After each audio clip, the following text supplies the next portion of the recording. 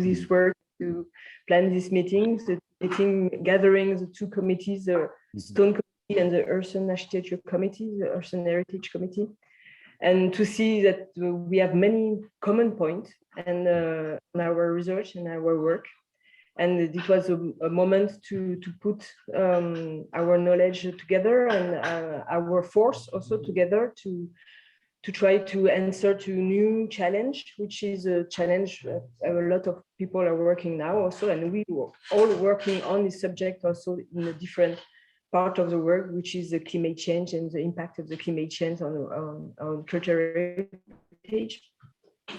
So we to put a little bit of frame of the meeting and how it happened since few months now, but it started 3 years ago. Actually, it started 3 years ago in 2018, when we had the first call from the European Committee and from International ICOMOS to have a work to identify some working experts working on climate change and the impact of climate change on cultural heritage. And so at this time in 2018, we started to also to gather experts from the Stone Committee and the Earthen Committee, and to try to build something, to build a kind of a project, and where we can gather the idea and the results that we were commonly working on. And we wrote a paper, 2 pages, a very short paper, together with the 2 committees, and to make clear, to make our idea clear, and to submit probably something like a project or a European project to find a funding to continue to work together and in our direction, in the direction that we wrote at this time on this paper. So I think this paper was diffused at this time in 2018. I don't know if you all have it at this time, but I can quickly show you as a brief introduction, general introduction. And if I have, yes, it will be here. Think you can see it? Yes. So this paper was called Decay Mechanism According to Climate Change, and so it was wrote by the two committees, and it was circulated between the 2 committees, and we tried to answer to this main problem and question, which was loss and damage, which were actually the common point of the 2 committees, and how the material will decay faced to the climate change. So I won't go through the whole text, but just to identify some examples that we wrote at this time, which were some the impact of resource cycles, the salt decay, the climate change effect also on adobe and rare earths in Indian Himalaya ranges, anthropogenic climate change, pollution emission also, and on metallic and concrete structure, which was a little bit far away from our 2 committees, but it's still in cultural heritage influence and problematics. The influence also of the CO2 in decorated caves,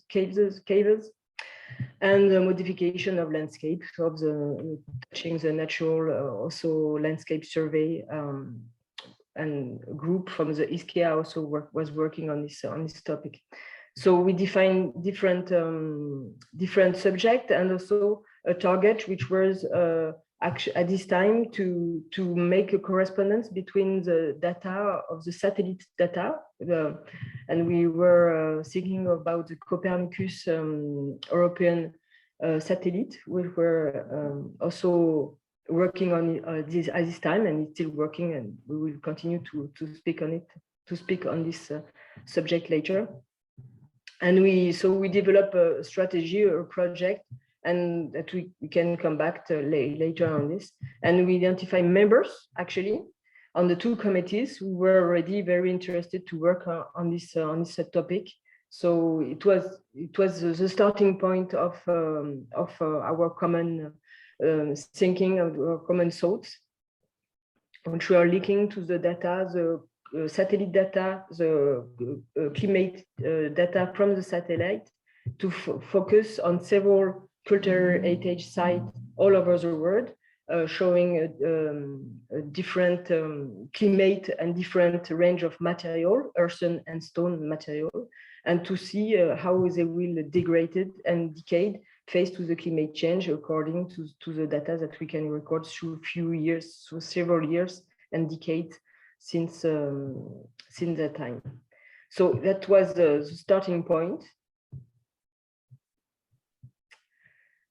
But now we are here and try to perhaps on this subject around again this subject of climate change and cultural heritage, and to see through the different presentations that we see today also the common point between also still the stones and the earthen architecture, and to see at the end of the different presentation, I think it was the idea of the two committees to see how we can pursue and continue to work together, and on perhaps starting from what we did already, but changing things.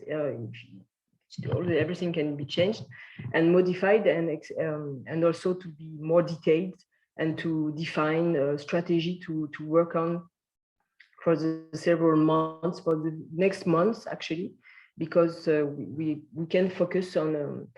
We were thinking to focus on the next European call and to answer together to the next European call on this topic. So the floor is all of yours, to all of you, and starting to our two presidents, I think, Amanda Achenza for the ISCEAH and Takeshi for our Stone Committee. So I will be pleased to have a few words of our two presidents. So, thank you very much, Anne. I am Takeshi Ishizaki, President of the ISC committee. Thank you very much for attending this ISCS and ISCS joint meeting. I am very interested in the topic of climate change impact. This year, Japanese scientist Shokuro Manabe got a Nobel Prize by developing a global circulation model to study the temperature increase due to the increase of carbon dioxide in the air. That work was done almost 50 years ago. And when I was at university, I studied in the geophysics department. And I also joined the project of global warming impact on the permafrost region in East Siberia. I was working at the Low Temperature Science Institute of Low Temperature Science in Hokkaido University, and we had a project in East Siberia. So I am very much interested in this topic, and we can get fruitful results by this joint meeting. Many people who could not attend this meeting also interested in this meeting. So I would like to put this information of this meeting on ISCS website. So I would like to ask today's speakers to send me abstracts and PowerPoint slides or PDF files after this meeting, if possible. Later, I will send my email address to you all. Thank you very much for your attention. Thank you. Thank you. I think I'm next. Yes, yes, Maddalena. Yes. Well, I will be very short, but I just want to express my happiness for this meeting, because not just because you worked a long time for it. You said it, you started in 2018 together with Mariana and Stefan. And I think it was already by then a very brilliant idea because the interaction in between scientific committees is not just good and pleasant, but also absolutely necessary, in my opinion. And I can say it also because since a while we've been organizing joint conferences together with ISCEAH, especially. We did one 2 years ago in China, Pingyao, and we reorganized another joint conference this year together with ISCEAH, but not just, because we had a joint meeting between the committees of vernacular architecture, earthen architecture, wood, and also energy and sustainability. So we were very few people because of COVID. It was the first conference for the most of us, but I have to say that it was particularly inspiring because we realized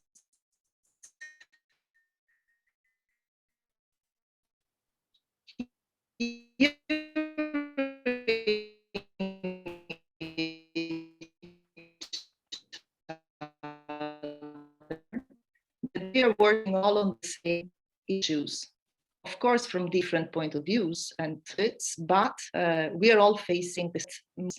And more than ever now, we have to be a group, meaning that we have to be a solid interlocutor to other institutions. Also because we are living nowadays a very particular historical moment for architecture and for heritage, because already by the end of 2019, our president of the European Community centered the interest and the focus on heritage and on the revitalization of our heritage and housing in general and buildings in general. She talked about the new Bauhaus, which is a very beautiful image, in my opinion, because Bauhaus was integrating many disciplines. In the Bauhaus, music found place, and theater, and painting, and skills, artisans, and so on. And I think we have really to go a step back and start cooperating again. And this is a very amazing occasion today. I'm very happy for this. I'm very happy to be able to participate and to live this, because I think it's hopefully going to be the start of a longer path together. Anya said this is a how shall I say, an opportunity to ask for funding and to move with our researches further on. I absolutely share this, and I wish we are able to maintain our promises and our engagements. So very happy for this meeting today. Thank you. And excuse me, 2 words more for our invited speakers, because they've been generously accepting to be part of this group, and to the speakers all, also because we worked really in a very short time. And thanks, Anne, also for the efforts that you put in this. Thank you. Thank you very much.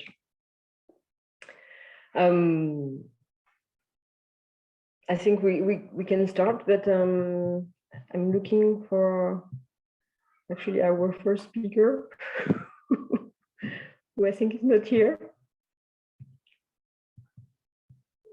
I didn't see. Is the first speaker Gabrielle? Yes. Gabrielle Yes. doesn't know how to connect because nobody sent him the link. Yes, Oh, I sent him back. He just sent me an email saying that he doesn't have the link. Can you? I can do it now. If he's connected, I will do it. Thank you. Okay, I did it 30 minutes ago.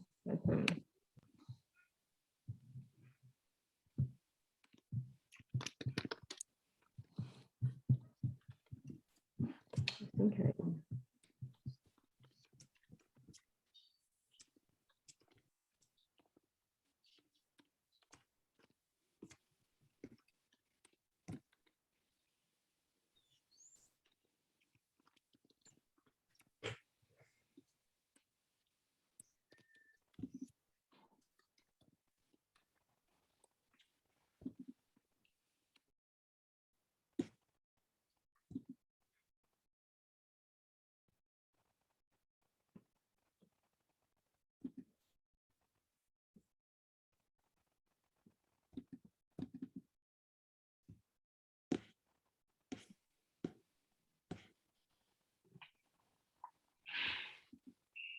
The message is sent. Maybe we give him a minute.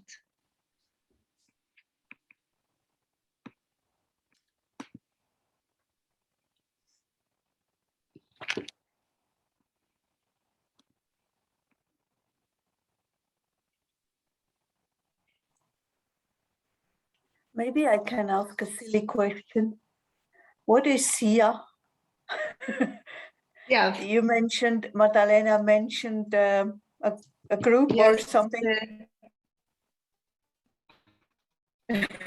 Yes, it's the scientific committee for Okay, thank you vernacular very much. architecture. And what is the shortage? It's S or SEI? CIAV. SEIV. CIAV. Thank you. Welcome.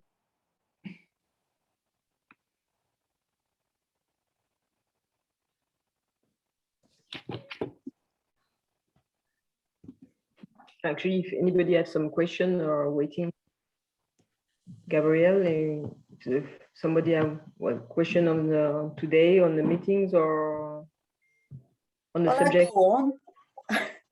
I would have another one.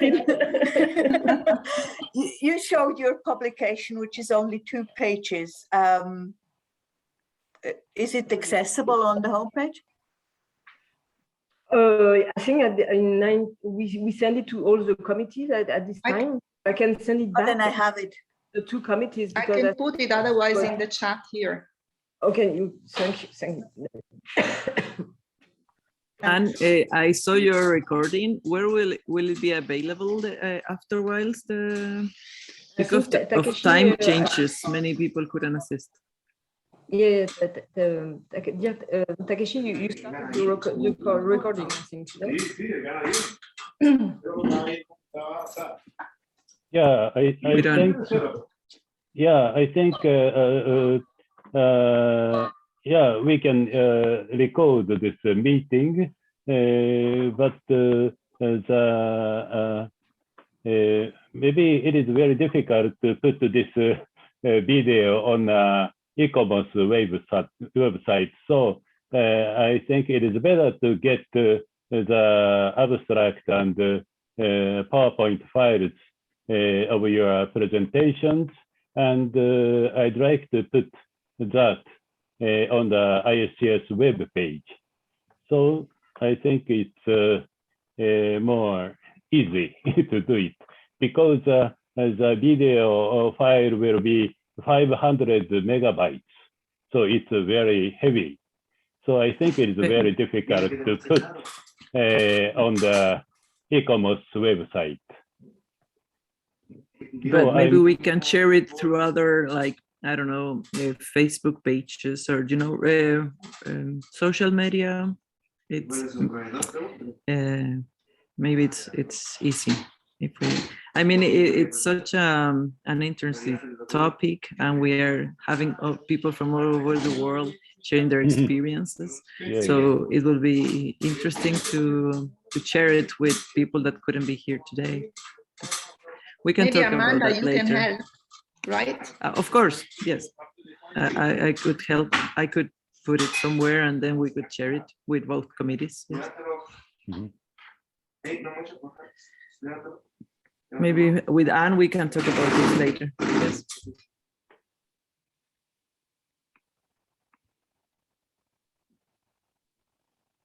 So I just sent you some questionnaire form. So please put your name and email address to get the information. Thank you very much.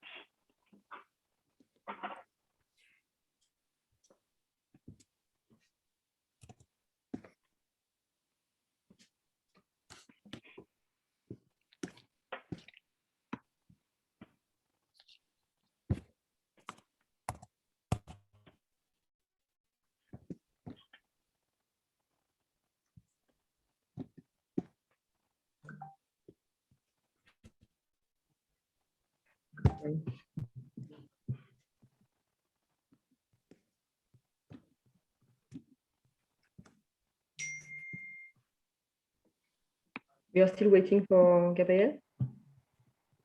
Yes, I sent him a link, but I'm not sure that he received it. Is it an idea just to start with the next speaker? Yes. Sure. And probably we will come back later on. Yes. So our first speaker is John Hughes. I'm very happy to see you and that you are here today with us and talking about the review that you did also on the subject and concerning probably mostly stone or heritage in general, which is, I think it's more general. Yes. Yeah, it's more general. And I think it's a perfect start to start our meeting and to have this overview on what you did and with JoAnn Cassar also, and we'll see later on also. So thank you very much, John. Yeah. And I think you can take the screen when you want. Okay, thank you, everybody. Thanks for the opportunity to speak today. I'm glad I'm going first because I'm feeling quite nervous with such a knowledgeable audience. So I shall attempt to share my screen then. I'm not actually very good with Zoom because we don't use this at work. Here it is. Okay, share. Can you see it? Can you see the presentation okay? There. Yes, Perfect. We see it. Good, that's great. Thank you very much. Yeah, so greetings from Glasgow. The COP26 starts in about 6 or 7 days. 7 kilometers pretty much in that direction there from where I'm sitting at the moment.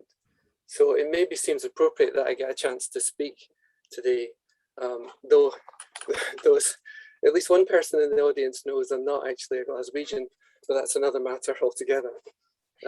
So I'm going to talk to you today about, very briefly in fact, about a review of climate change impacts on cultural heritage. And it's largely based on a paper that was published earlier this year in a journal called Wires Climate Change, which was a review paper that myself as the corresponding author, but also JoAnn, who's in the audience and will speak later, contributed towards. But I must point out very, very strongly that the main work done in this review was done by our PhD student, Elena Sasana, who is not a member of this committee. So she's not here today. So I'm representing this as best I possibly can. She did the absolute majority of the work. So I'm riding on the coattails of somebody else's work to some extent, though I contributed a reasonable amount towards the conceptualization of the work. So moving on then, as best I can, if I can get this to work, yeah. So I've got some examples here of cultural heritage in Scotland from various different periods, from the very ancient to the relatively new. These are all exposed in the outdoors, which is, for us as people concerned with stone in particular, we're concerned with the impact of weathering processes on the degradation of stone, particularly in the built heritage for the large part. So these structures are all exposed at varying degrees and through different periods to various cycles of weathering and degradation. In general, they're well adapted to their particular situations, except it will be argued actually that the hill house, which is actually currently protected by a large structure at the moment, because it's an early 20th century building in a very wet climate that's not behaving very well. For the most part, these structures are well adapted to their climate through processes of design appropriate to the climate, but also in many cases to do with continuous maintenance, particularly in the case of Glasgow Cathedral, it could be argued.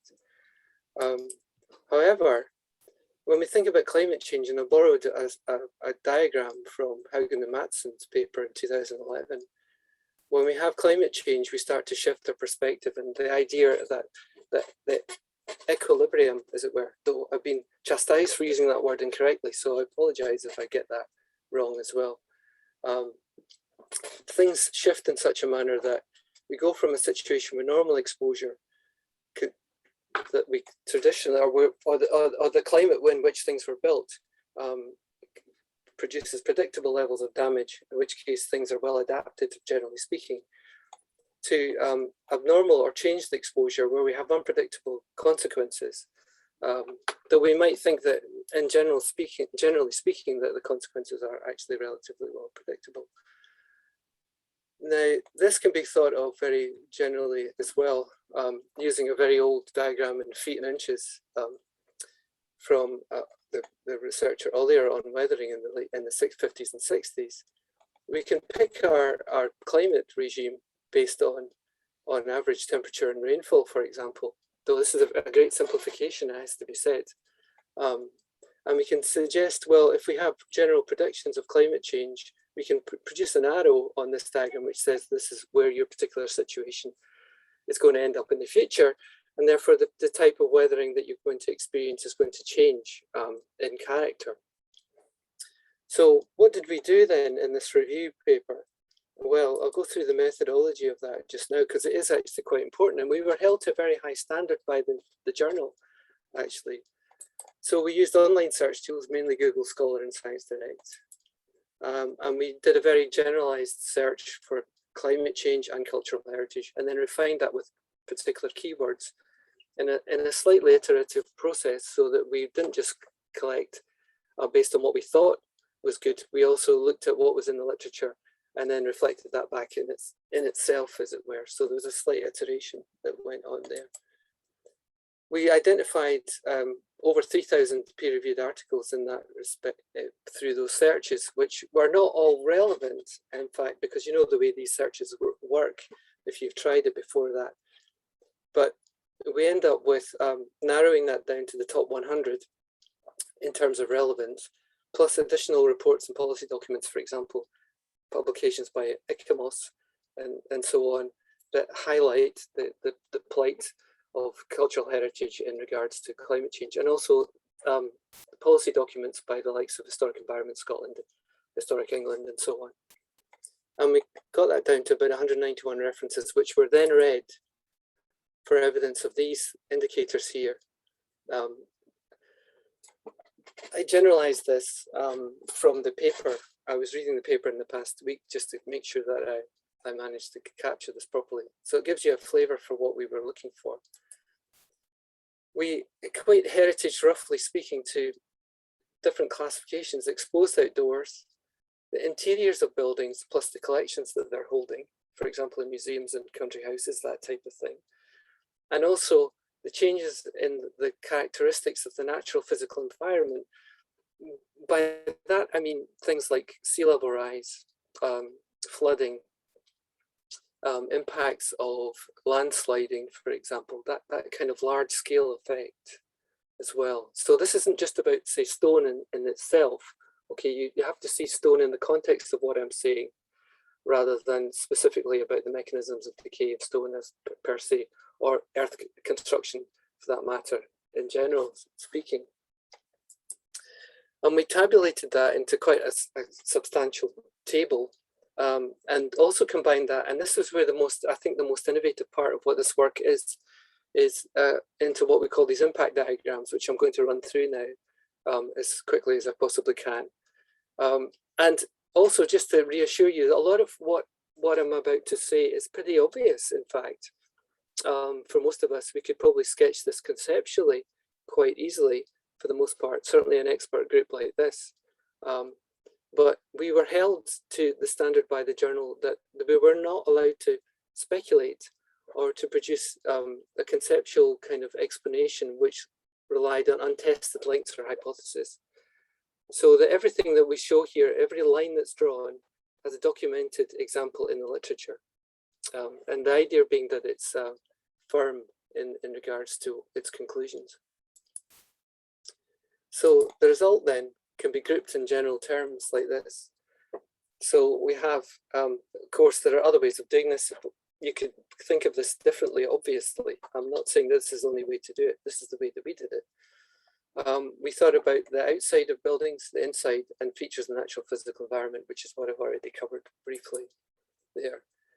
And we can classify effects in general terms into gradual incremental changes in the such stressors such as temperature, relative humidity, and precipitation and wind. There can also be extreme or what might be considered episodic, or in one paper I've recently read, sorry, not written, I wish I had written it. The use of the term high impact was used for these kind of rather destructive force processes like storms, flooding, landslides, and fire, and so on. And also, there can be these long-term and irreversible examples which relate to the features of the characteristics of the way the natural physical environment operates in terms of its potential impact on cultural heritage assets. So things like sea level rise, changes in permafrost, modifications to ocean temperature and composition, which can have effect on cultural heritage resources. So the impact diagrams are going to follow, okay, and there's quite a lot on them. So I hope you can see this. So maximize full screen here if you possibly can. So this is one of them, concerned particularly with outdoor heritage. And just to, I won't go through this in extreme detail, obviously, because I don't want to hurt your head too much. And it would be impossible in a short presentation to actually cover all the content adequately anyway. So we have the stressor, for example, temperature, precipitation, and wind here that can change either up or down. And its connection to a climate change risk, for example, changes in freeze-thaw cycles or diurnal changes in temperature. And then to a mechanism of decay here, freezing and thawing, thermoplasticism, corrosion, biological salt crystallization, material erosion, etc. Well, in this case, not etc. That's it, everything. And then impacts, specific impacts that are documented or written about in the literature, impacts on the cultural heritage, for example, structural damage, microcracking, exfoliation, and so on. And interlinking each of these they're all connected by these rather narrow connections and arrows that join them between them. Sorry, John, is it possible to zoom in a little bit? Because you're indicating things, but for me, it's impossible to follow it where you are. Yeah, Rob, I realised that, and I do apologise. I'm trying to generalise as best I can. At the moment, I realised it's a problem. So I don't think I can actually zoom in, unfortunately, unless I go back out into the normal presentation in PowerPoint and then make the slide larger. I could do that if that would help. You can do the slideshow, and I think it will be bigger. Oh, hold on a second. I think I'm using the wrong screen, haven't I? I'm sorry, folks. I apologise. Don't worry. You follow. Hold on a minute. Now, how do I stop share? And then let me reshare and then get it right this time. Okay. Is it that better? Can you see my cursor? Perfect. Yeah. Okay. Yes. I'm really sorry. This is not the first time that that's happened to me, and I really apologise for that. It's not very professional. So sorry about that. I chose the wrong screen option when I was looking at the choices. So yes, temperature. We have stressors here like temperature and precipitation. We have climate change risk here. We have the mechanism, therefore, that can occur, the specific mechanism, and then the impacts themselves.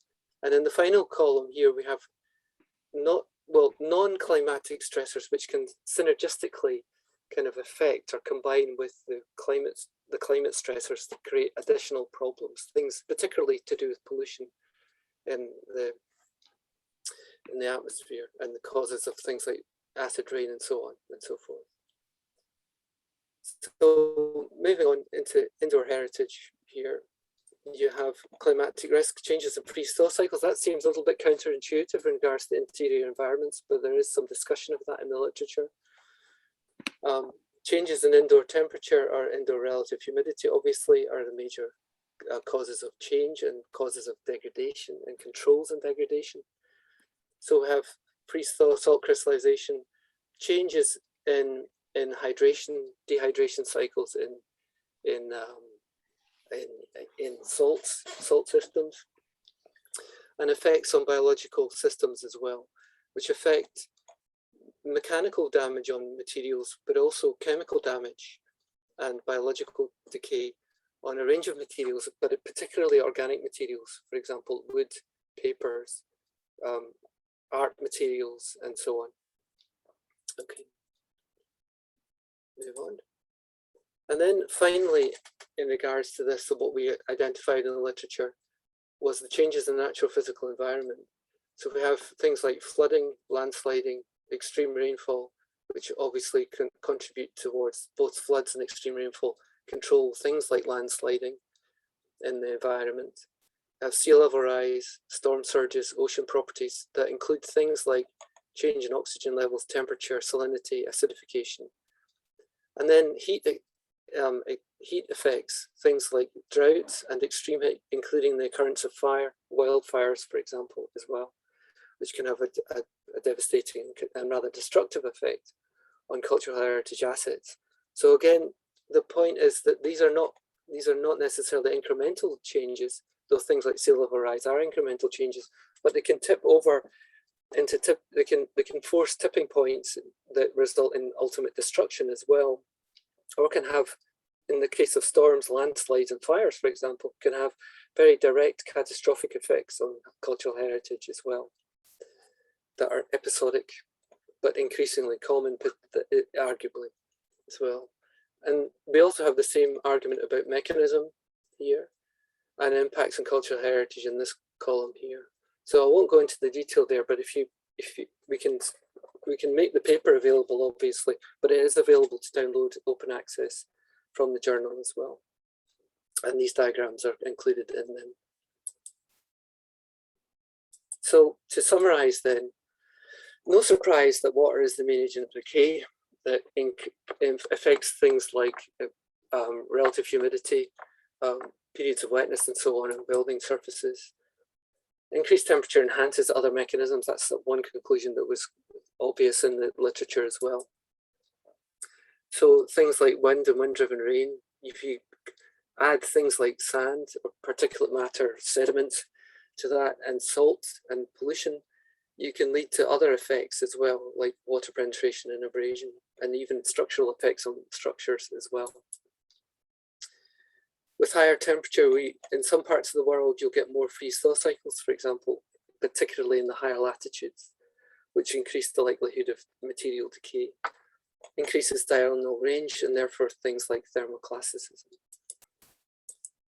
Inside buildings, then, we have temperature and remote, relative humidity cycling affect materials inside buildings and the collections. Very particularly organic materials are affected by the changes in these sorts of conditions as well. An increase in temperature increases the likelihood of mold growth and infestation with pests. So biological degradation internally is also more likely to increase with increasing temperature. So in general, the changes in oceans, for example, warming, sea level rise, which are interlinked in many ways, cause particular effects at coastlines for archaeological resources in particular, increase the likelihood of localized flooding. We also have increased melting of permafrost in higher latitudes, which have structural effects on buildings and the potential loss of archaeological sites as well. These are relatively, you could argue that they are incremental, but they're in one direction. Okay, they're not fluctuating, and they're not different in different parts of the world necessarily. Whereas other things like temperature fluctuations and changes can have potentially positive effects or reductions in decay mechanisms in certain parts of the globe as well.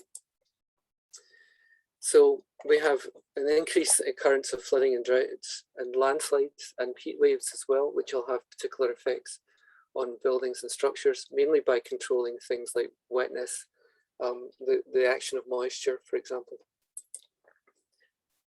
In drier climates, we'll also see an increase in desertification as well, particularly, for example, in the south of Europe.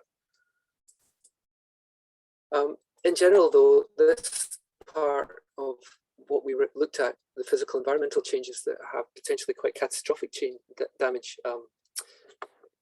that can occur, is largely under-researched. And it's an area that could be a focus of future work. So some limitations then. We don't generally see a consideration of uncertainty in change projections, and therefore also the vulnerability of sites in a more general sense. What I mean about that is that people are generally using one climate change projection in their work.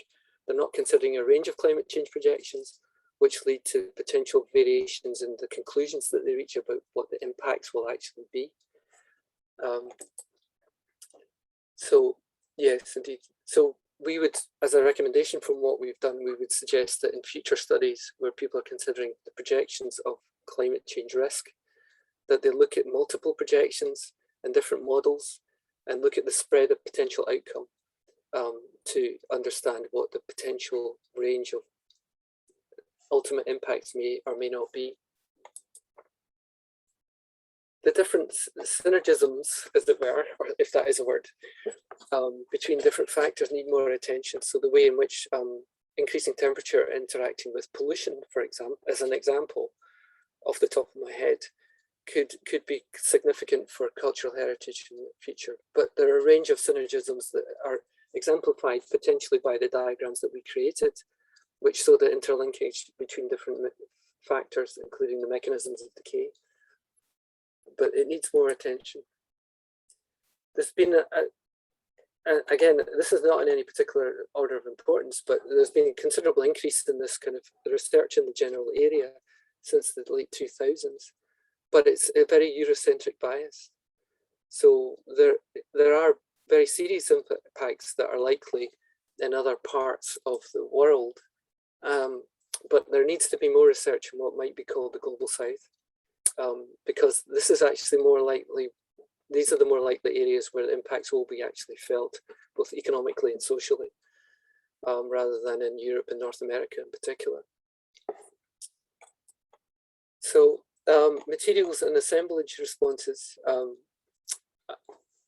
What I mean by this is that this is a particular thought of mine, in fact, is not an actual conclusion of the paper so much, but more an interpretation. Thinking a little bit more about materials and stone in particular, and thinking as a material scientist to some extent, there needs to be more work on understanding responses of materials and assemblages of materials in experiments and modeling, and through monitoring as well of real structures to build better models for future prediction. Okay, so we need to understand what effects the changing climate will actually have on material surfaces in much more detail. And we need to do that in order to gain acceptance by the climate change community, for example, the likes of IPCC, for example, where I think I've heard it discussed in the past that the non-inclusion of cultural heritage as a major issue in the IPCC reports has been largely down to the lack of peer-reviewed evidence that exists so far. And we need to work on actually doing that, I think, to put it simply. So I'm very pleased to have got to the end so I can relax now and listen to the other presentations. So thank you very much. That's me, and I shall stop sharing the screen.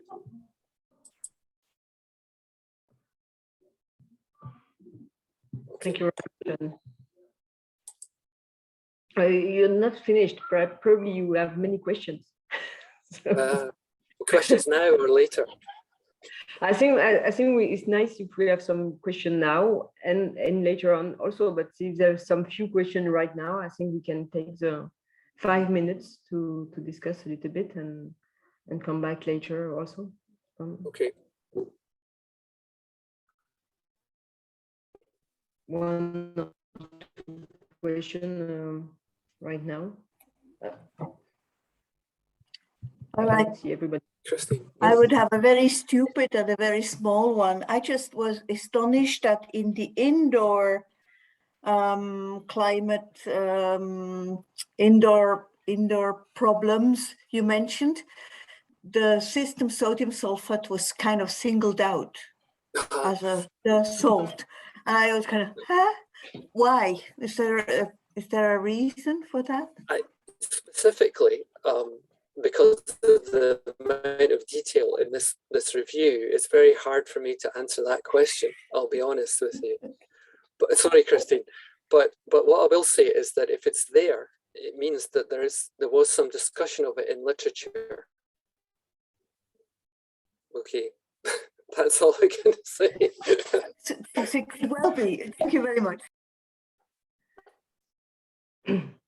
Yeah, I have a question, JoAnn, actually, because you show a lot of impacts, and we all agree on this. And are they linked in the literature to specific examples which were followed and monitored, and that we can? Yeah. Well, the nature of the review wasn't to pull out specific examples in great detail. No, but usually in the review, you in the paper, are the data based on the specific monitoring on specific sites, or is it more general? It's a combination of these things. For example, there's quite a lot of reliance on the reports from the likes of Noah's Ark and Climate for Culture projects in terms of projection, and some of the specifics that are mentioned there. And then again, there are some specific research that people have done on specific areas, specific World Heritage sites, that kind of thing, or a particular typology of heritage. For example, coastal archaeology is quite a major area of research. Well, you underline at the end of the presentation that it's what we really need, in fact, to have some sites which can be monitored, and to have the real effect of the climate change through years, to see what are the impact and the decay on the different materials. And I think it's really what we miss also today. Yeah, absolutely. Yeah. Okay, so I think it was a perfect starting point to start. Coming, I think for the next speaking, speech, specific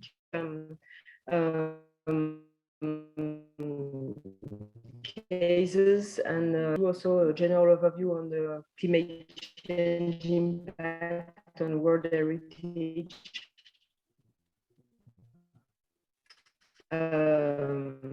sites. But if she's sick and she could not come, go to Masoud also, who is here. Yes. Yes. Lecture from the earthen side.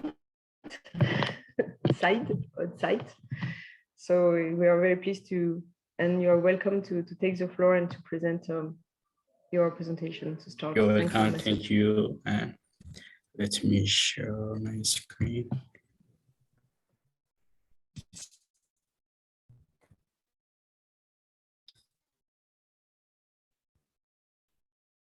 Okay.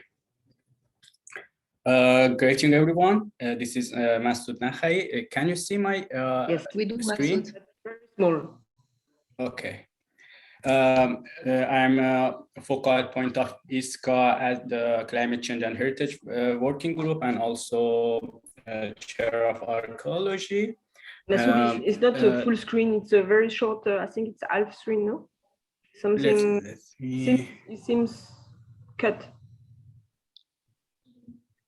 Just a second.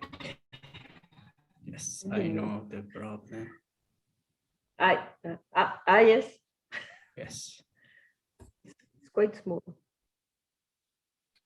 Okay, because it's a PDF. At Okay. Yeah.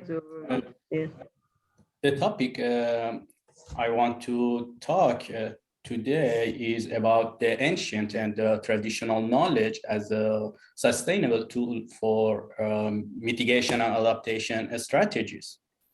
So by looking at these two pictures, the first question that comes to our mind is, how are these earthen structures turning to the ruins over the passage of time? We know that earthen structures were subjected to the climate change impacts all over time, but how some of these vulnerable structures could survive for decades and how they destroyed. Earthen heritage is threatened by various kinds of threat, especially natural hazard and some phenomena such as flood, earthquake, landslide, and so on. These hazards are considerable and cause a massive destruction of significant cultural property in the short period. Meanwhile, climate change can adverse gradually the impact of these natural hazards. The effect of climate change on cultural heritage, especially earthen heritage, is multiple and are associated with unusual and more variable weather patterns. Climate change risks are mainly including high temperatures, flooding, intense precipitation that severely affects earthen heritage, and also more intense hurricanes, winter and storms with higher wind speeds, earthquake, drought, and frequent wildfires. The impact of climate change on cultural heritage has been widely reviewed in recent years, including several research methods and diverse disciplines for risk assessment, disaster risk reduction, and resilience. Despite the intensity of interest, no significant attempt has been made to address climate change's impact on heritage, aside from a few studies examining the overall assessment of risk under climate change. The surprising lack of research in earthen heritage, especially on adaptation and sustainable mitigation strategies, are a concerned reality, which can be especially observed in World Heritage earthen sites from developing countries. On the other hand, climate change adaptation of cultural heritage is a new challenge, particularly for earthen heritage. A very limited number of research studies has mind the barriers to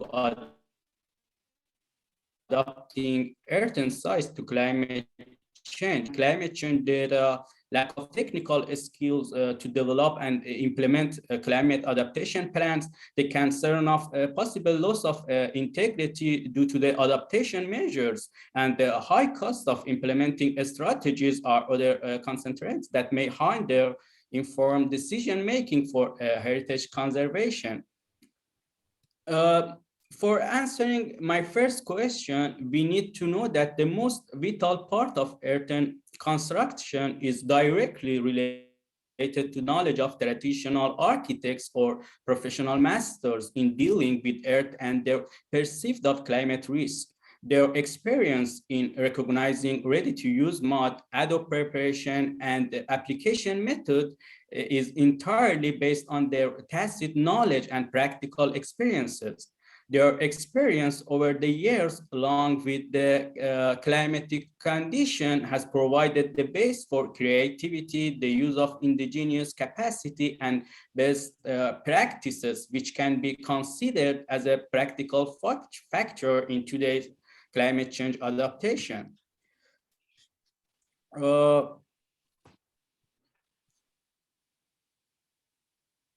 The transfer of this traditional knowledge has always taken place through the traditional master pupil system.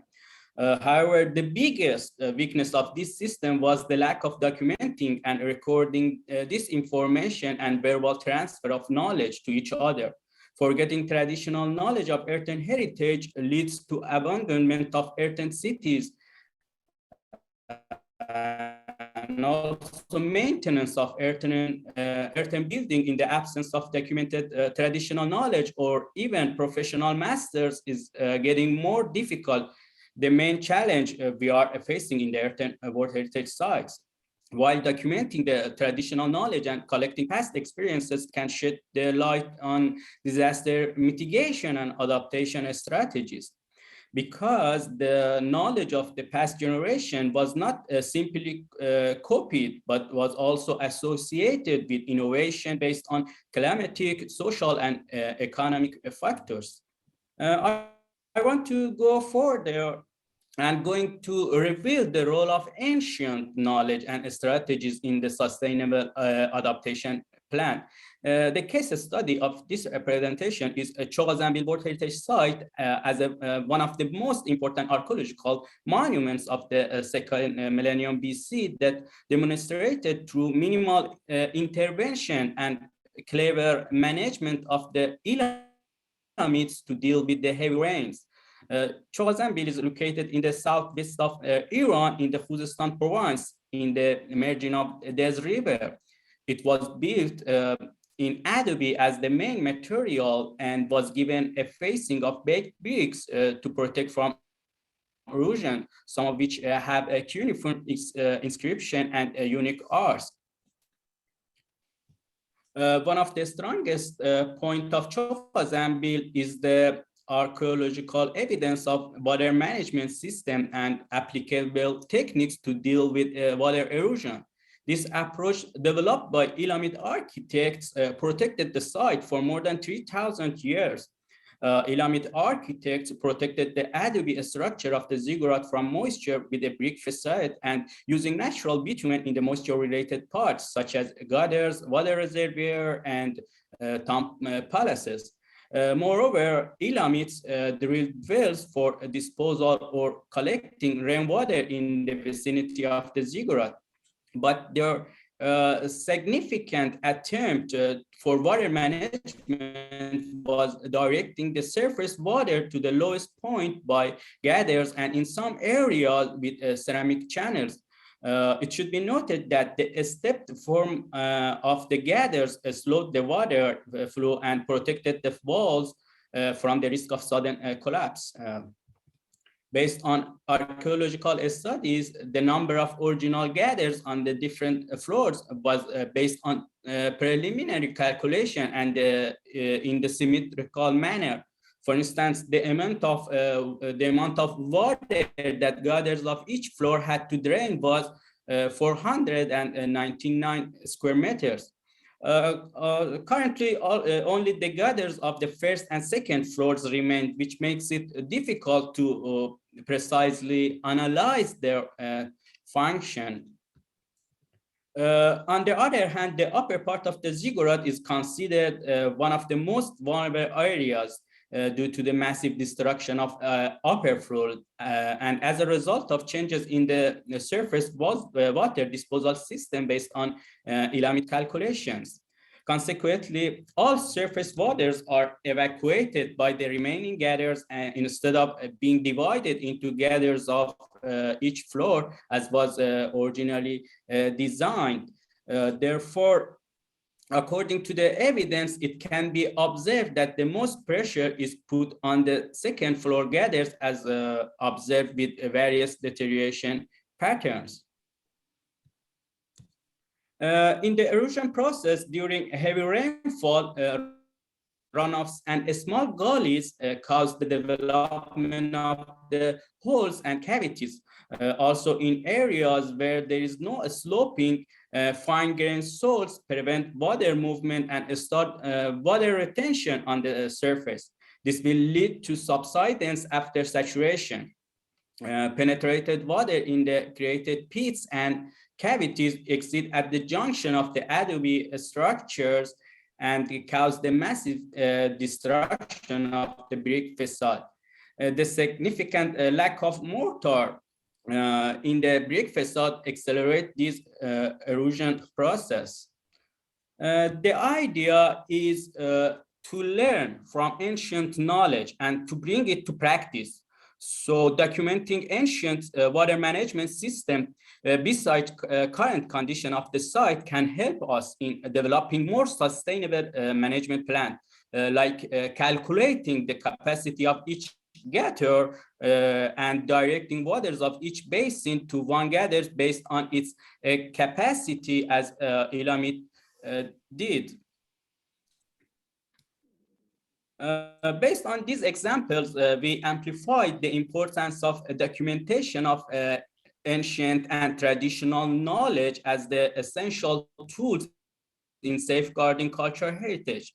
The traditional architects, along with inheriting the knowledge and experience of the previous generation, had a holistic look at the construction and maintenance methods of earthen buildings with less disharmony intervention. The knowledge of the past generation has not been merely imitated and has always been associated with innovation based on climatic, social, and economic conditions. The traditional architect, by using locally available resources, in addition to providing the feasibility of low-cost and long-term maintenance, respect their environment by using reversible materials to the natural cycle. In the end, traditional techniques were based on climate-friendly patterns, which, in addition to preserving natural resources, protected the structures from adverse climatic condition. That's it. Thank you for your attention. Thank you, Masoud. Thank you very much, Masoud. Oh, it was very clear and very interesting because you show the same problematic that John showed also previously. So I think we see really the parallel between the two presentations also. And I have a question for you, Masoud. The example that you show with Tchogha Zanbil, you show that we had previously some traditional way to build, and we were more durable probably and to face climate change. But in Tchogha Zanbil, do they change the habits? Do they change? They used to have traditional habits, and then they change. They forget it, or what happened? Is what I miss, in fact, because you show then after that the adobe were very decayed and very deteriorated. So it was because of the loss of traditional. It was because of the climatic condition. The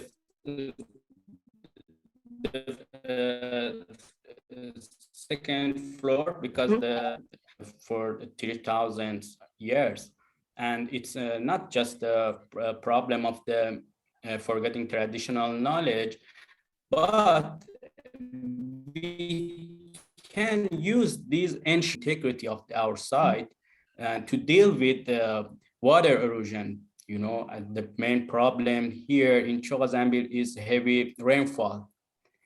And if we use this ancient knowledge and, for example, using natural bitumen between the bricks, between the gutters and ceramic channels, we can protect our monuments from erosion, you know.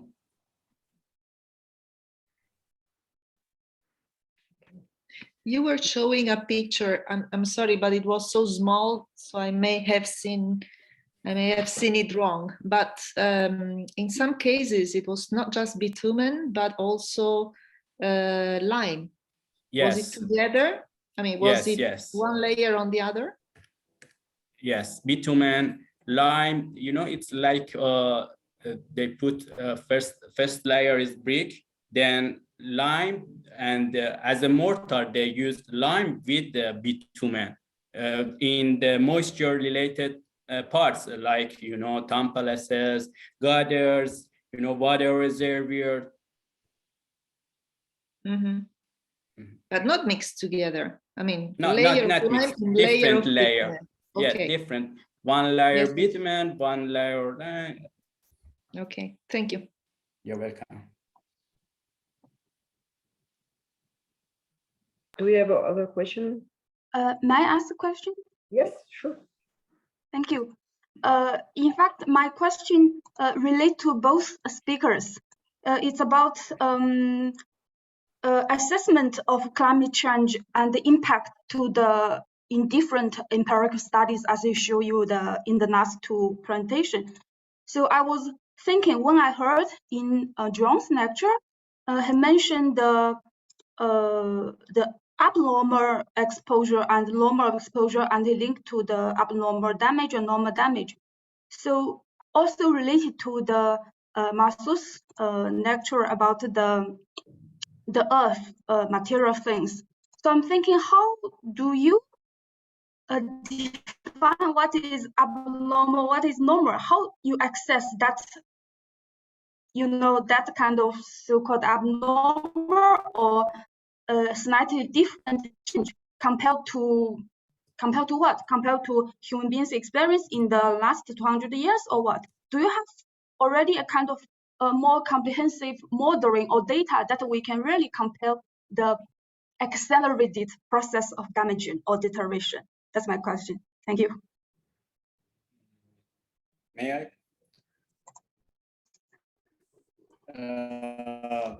You know, we are dealing with the climate change, with the change, everything is changed, yeah?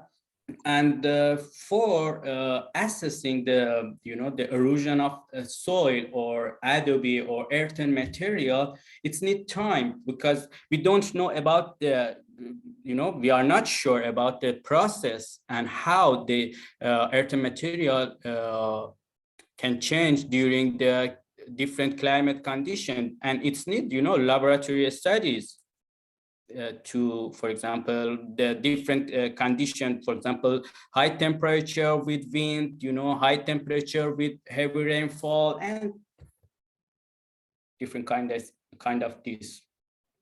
But in, for example, Tchogha Zanbil, we faced with one of these climatic phenomenon, for example, heavy rainfall, and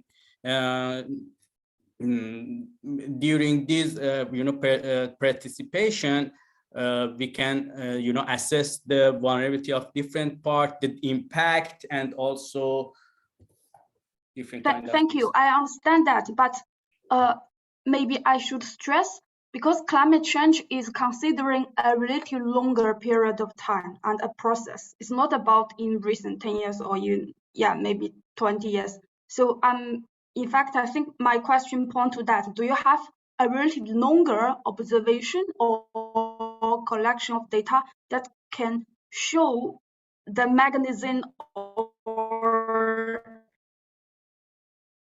process are indeed quite different, and it is because of climate change, no matter what kinds of aspects of climate change? You know,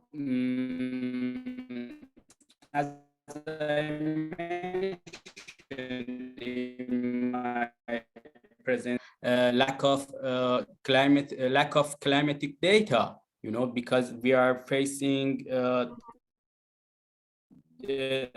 everything is changed, and we are facing the change. But as earthen sites, World Heritage sites of Iran, the more, you know, the more phenomenon and hazards that also other researchers refers to is heavy rainfall that is really, affects earthen building, earthen material. Thank you. You're welcome. Does Drew has some comment? Just Yeah, it's a very good question, and I think it actually highlights a requirement for further research. In fact, because what you really do require is some framework for what we might think of as longitudinal studies on the condition of buildings, but put that in the context of climate data as well. So it's potentially quite complicated, I would think.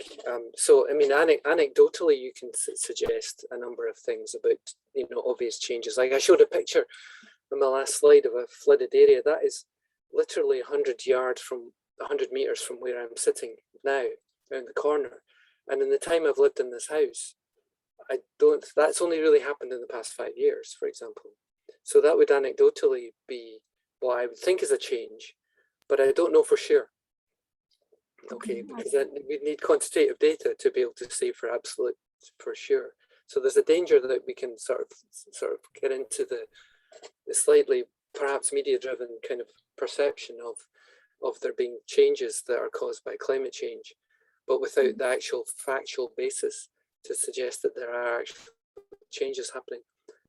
And to answer the rest of part of your question, whether or not there are changes in mechanism, we would assume, I think a sort of null hypothesis would have to be probably no, there's no change in ultimate mechanism, but there could be changes in combinations of mechanisms going forward, which could cause problems in ways that we don't quite understand. We can probably sense it in a common sense way, but not in a factual kind of absolute way, which would then lead us into conservation decision making, maintenance, treatment, that kind of area, to make proper decisions about how you mitigate those changes. And it's even more difficult in regards to modeling the future as well, potentially. So close measurement is required going, into the future if possible, but that's really difficult to resource. So I don't know. Yeah, it's quite complicated, I think, but it's a very good question. Yeah. thank you both for the insight. Veronique, yes. You're welcome. Veronique, you wanted to take the floor? Yeah, I wanted to make a remark about these questions and about the answers. I think that if we have people who are forecasting what will happen in the next future, okay, saying to us, okay, there will be more and more dramatic events in terms of rainfalls. The first thing we have to do is to gather all the information on what is happening now in terms of the management of water, of the water on the monuments. And the illustration we had with Masoud is very good, because he's studying the way the water was managed on the ziggurat, and he could see that there are ways to put this water out with the dimension of the gutters. So if we study what is the solution which are taken right now, what are the regulations, what are the standards, and we know, and if we know that by the people who are studying the evolution of the climate, that for instance there will be twice the amount of water that will fall in special rain events, then we have to dimension for the future. We have to redimension the dimension of the gutters. It is very, very simple, and we can all do it in our own countries with the politicians, with the people who are able to make this calculation on how to deal with the water which is falling on our houses, on our monuments.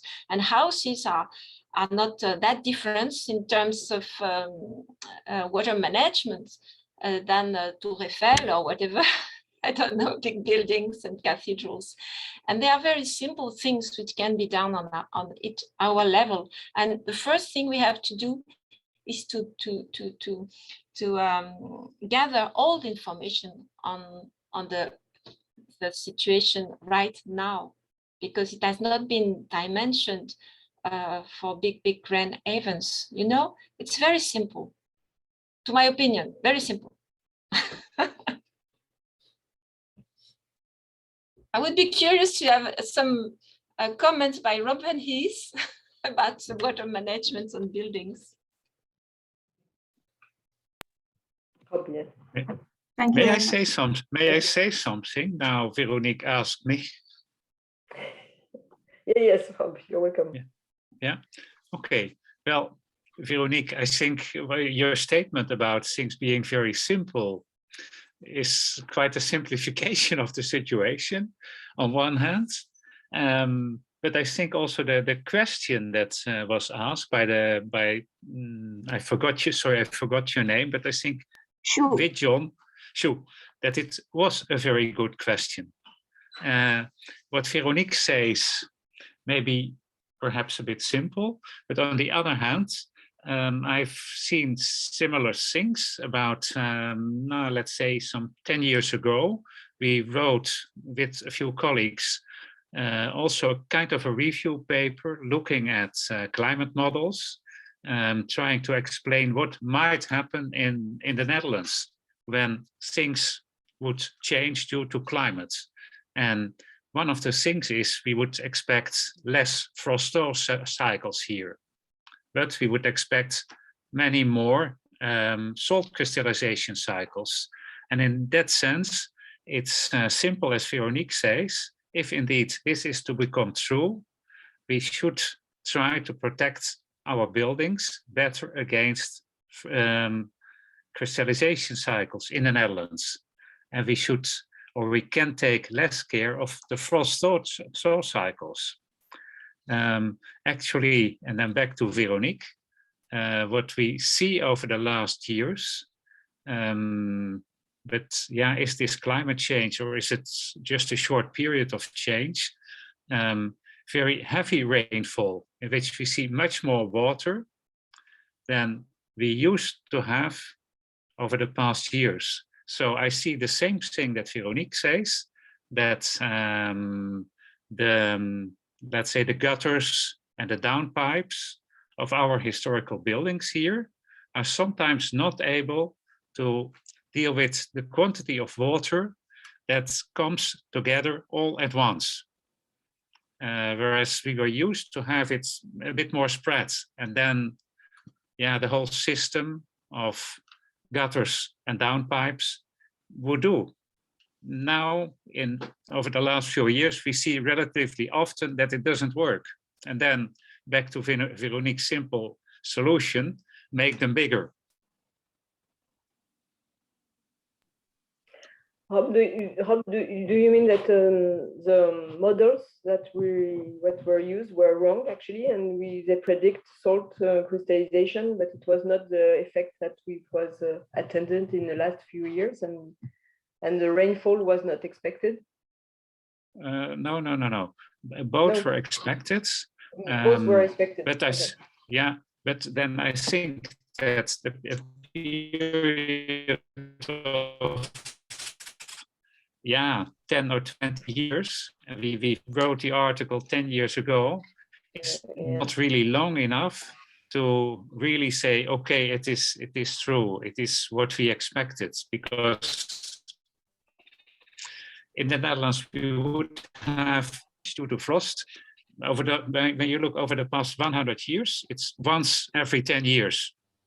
And the really last frost thaw, the really last winter in which we had a lot of frost damage has been 20 years ago. But still, I think the period we're looking at with 20 years is not long enough to say, we were right, because this is statistically not what it used to be in the past. If you want to know that, it takes more time to be sure about that. May I ask a question more or less general to everybody? I know that in Switzerland, climate has changed from the Middle Ages, where let's say, most of the cultural heritage we're caring about now was starting to be built. Of course, there's newer things that are only built more recently, but it's kind of the oldest ones we could observe what happened to them in a changing climate. Date maybe from 500 or something like that after our time scale, because in the Alps, for instance, the limit of the forest was much more higher than it is today. So I was wondering if anybody from their area or from general, I don't know, has knowledge about research that has been done about how the deterioration has changed with the sort of known past changing climate. Is that existing, or am I looking for something which isn't there? Or thanks for any hints.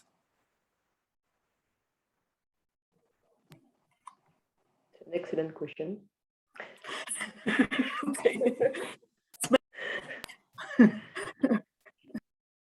Yeah, because to evaluate the effect of climate change on decay and decay mechanism, we need a long time. So if you can get data from the past also, it will be also gain of time, gain of data actually. So and a lot about the climate, the past climates of the last 1,500 years or something is known. Well, known to a certain extent, not to the day, precise day, but so the observation of what happened before and what happens now and what happens, I don't know, within 10 years, which might give us also a scale who asked for a kind of a scale. You know, would it be 10 years, the scale or the time scale? Would it be 50 years or I don't know. JoAnn wants to add something on this point. Yes, the only work that I know about is the work by Peter Bimblecombe, which is mostly related to pollution. But I think his way of doing it through not only through photographs, but also through paintings, which were there in the past. I think somebody has a nice project in front of them by doing the same thing for climate change, because I think we've got, even through photographs, we've got an awful lot of pictures of maybe the same building over the years. And then, just collecting the climate data, putting them together, I mean, you need time, but I think very little else to do it. But actually, I think that collecting pictures from specific buildings, we can all do it because we all have some data, old data on monuments that we follow since many years. So this data this is a neat job also that we can do probably. But to what we miss, it will to get the climate data corresponding to the condition surveys that we have already. And if we come back to sites that we follow since 10, 20 years, and we get the data of the weathering data, the climate data 20 years ago, perhaps we can start to do something also from the past, today, and to project from the future, from the same monuments. I think it's something probably that it's not an easy thing to do, but it was a starting point, perhaps, yes. And to get the climatic data, I think most of the country have some collection of data, that weathering data, climatic data that we can ask for. I don't know how it works, and depending on the country and how long we can come back in the past also, but it's something that we can also look for and start a research on this point to get gather data from the past. And yes. Joanna, may I ask you repeat the name of the author you just mentioned? I'll put it in the chat. Don't worry, I'll put it in the chat for you. Okay. Thank you very much. The fact is that... also... Sorry. Yes, Rob. Yeah. on the climatic data of the past, it's always very difficult to find them back. Certainly 500-600 years ago, like Christine wanted, but I know someone has been working on that. I think it was a professor from Switzerland, and I once heard a lecture by this man, and he studied data ranging from ship journals of the East Indian Company to the journals written by abbeys, monks in abbeys, and the ship journals. They talked about wind and temperature and etc., heavy storms, and the abbey journals they also spoke about climate and the harvest they would have in certain years. And by studying that, he was trying to make a relation with the change of climates during those centuries. If you think it's interesting, I can try to find his name back and maybe an article he wrote. Yes, I think the approach is very interesting. Yes. Yeah, but I will look for that. Yes, perfect. Well, what we are considering in this discussion are events which are inducing decay very slowly. But most of the events which are very, very destructive are very sudden and short. We have frost, 2 frost events, dramatic frost events in 1 century. It makes more deterioration than a succession of very small climatic events. We have fires. We have earthquakes, and we have those very hard rain events as well. And I think that what we should focus on are the ones which are the most destructive and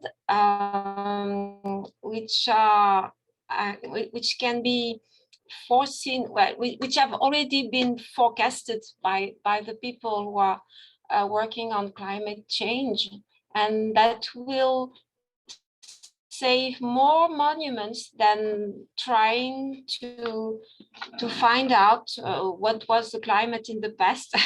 Actually, yeah, it's a little bit provocative, but I think it would be more efficient to do things like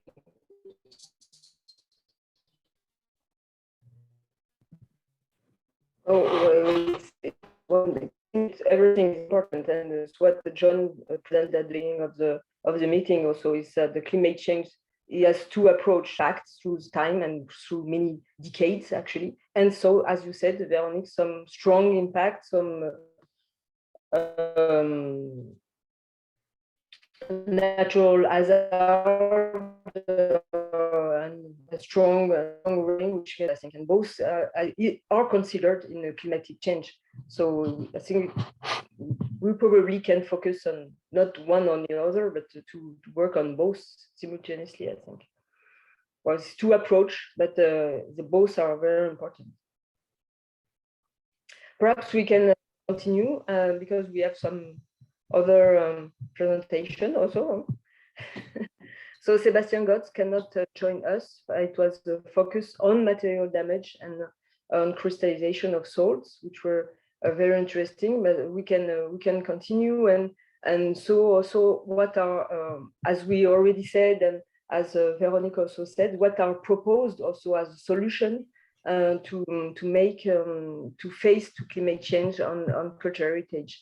So we can understand, but we can also propose things and solution. So I think it's what will be presented also now. So and we give the floor to JoAnn Cassar. Thank you, Anne. And I'm very happy. Obviously, I'm very unhappy that Sebastian isn't here because I was looking forward to his paper. But in a way, it is good that I'm following on the paper from Masoud, because there maybe is some link that we're not talking about earthen heritage at all. But I think maybe we can try to find some links because, in my opinion, there certainly are. So I think I'll just share screen. Okay, is that okay? Is it full screen? I am going to be talking about a project we have been trying to do. Obviously, the pandemic came in the way, so we were very unhappy because we got off on a very slow start. But we are trying to understand the behavior of traditional roofs and building behavior in an innovative way. So there are really two main streams concerned with this project. One is the fact that how do these traditional roofs behave? And I'll be talking about the roofs themselves, obviously, as I go along. But the other one is, can we use more modern technology in order to try to understand the behavior of these roofs? And here, I was very happy that Anne in the very beginning mentioned satellite data, because we are using satellite data, and we are using also other indirect and direct data to try to understand how these roofs behave, gathering the data of how they are behaving now, and then trying to see in a changing climate, yes, as has been already said over here, we know that there's going to be, let's say, more rain or drier environments and so on. With those known changes, how would these buildings behave? And or can we propose a modification of the traditional roof to help them survive better in these changing climates? So just move along here. Okay, so we are not talking about architecture. We're talking about limestone buildings. The buildings are made of limestone, but lime-based materials. And these roofs are quite common in the Mediterranean. It's not only, I'm talking about Malta in particular, but also you will find that especially in the Middle East, in North Africa, many of the countries share this type of roofing. So it is something which we are starting here, we wish to do over here, but then maybe we can replicate this methodology if it works in other countries. And we are also borrowing a lot, using a lot of the methodologies which are already used to study what are the modern roofs, which are the cool roofs, the green roofs, and the evaporative roofs. But our starting point is that these cool roofs, these evaporative roofs are not a modern take on the way we build roofs. These are something which we had in the past, which for some reason or other, we aren't really following up on their care, maintenance, and actual building. And therefore, once we understand and we quantify the way in which they work, maybe we can then propose that we can give not only a new life to the old roofs, but maybe even propose them for other buildings which maybe didn't in themselves have these traditional roofs. Obviously, the climate is hugely important. So, sorry, I just go back a bit. Okay, so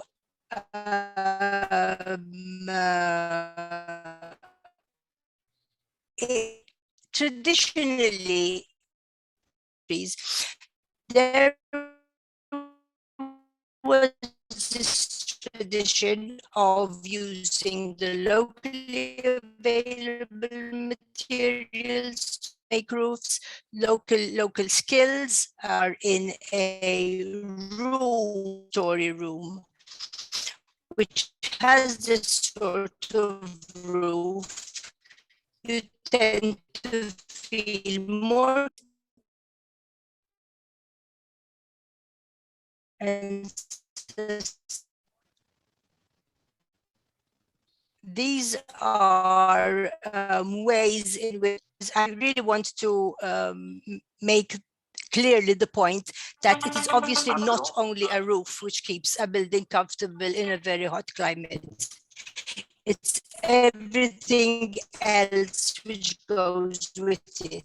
It's the narrow streets, it's the type of shuttered windows, the way you use those shuttered windows, it is the courtyards, and it is the actual behavior of the people in those houses. So we are talking of, just to put you in the picture, I'm quite sure that not many of you have come to more. We are talking of these limestone buildings. We are talking of lime-based roofs. We are talking of flat roofs. And this is the situation we are looking at. But this is something which this is in Malta. It could very easily be anywhere, a photograph taken anywhere else in the Mediterranean. Okay, so we are looking at these buildings, and what are we doing? We are using, as I said, we are using satellite data, but we're also using data collected by drones, by unmanned aerial vehicles, and also in situ sensors and in situ weather stations to collect information on these roofs. This is where we are. So for somebody who maybe doesn't know Malta, it's sort of there at the bottom of Italy, and this is the area we are looking at. And this is the very, very heavily built up conurbation. It is a historical conurbation of Valletta and Cotonera, and these are the three buildings we are looking at. Now, what sort of roofs are we talking about? These are sandwich structures. I was happy again, Masoud mentioned layers, sandwiches. These are quite typical of the way these material, which in themselves are porous, but you're trying to make them keep the water out. So the way that they were built was interesting in a layered way. So you've got the stone arches or beams, limestone slabs, and then you've got layers of stone dust, lime, ground pottery, similar to the Italian, what is called cocciapesto, and then this is thoroughly watered and beaten to produce a waterproof layer. And this, as I said, is quite common in Mediterranean countries. So this is what it would look like from inside the room.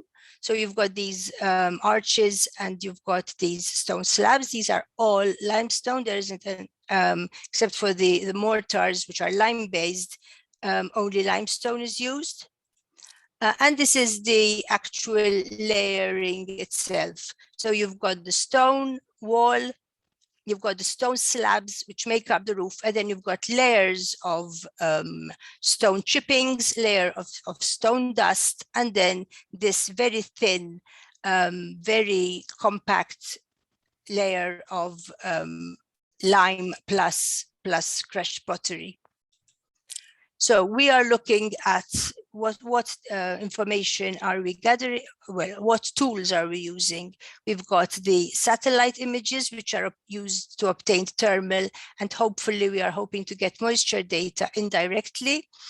We're using unmanned aerial vehicles equipped with optical, thermal, and near-infrared cameras, using direct measurements, using thermal camera, in situ measurements, both of the air and of the material itself, of the surface itself, also inside the buildings. This is what we are doing. So we've got the satellite data, the UAVs and weather stations, and then the in situ sensors.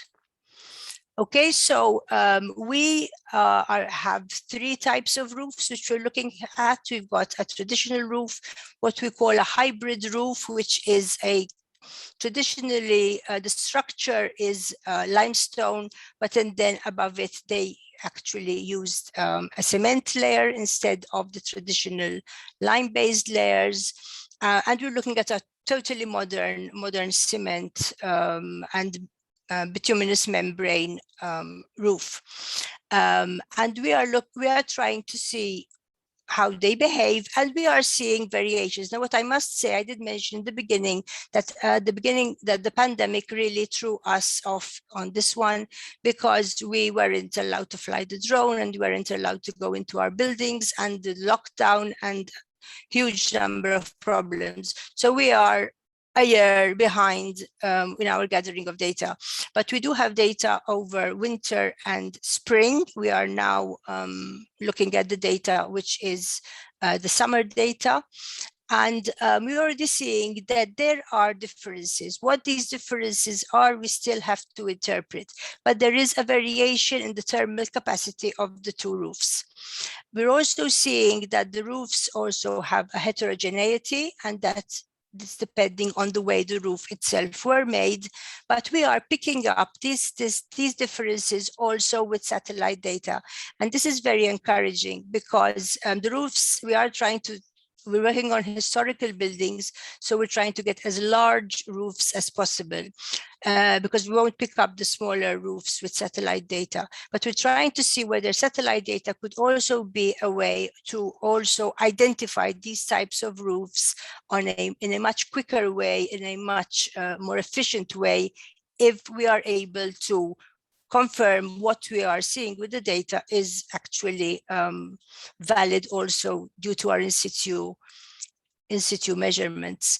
And here we've got traditional roofs. This is one of our very first results, where the traditional roof is seen to have different reflective and emissive properties from the hybrid roof. These are being detected from space and are being confirmed by the UAV handheld camera and in situ measurements. So this is just two of the images. This is the normal image where you can see these two roofs. A is the roof, which is the traditional roof, and B is the what we're calling hybrid roof. And here you can actually see this is just one off. So I'm not going to try to say too much about this one image, but you can actually see that there are differences between these two roofs, which we are trying, as I said, to confirm with the in situ data.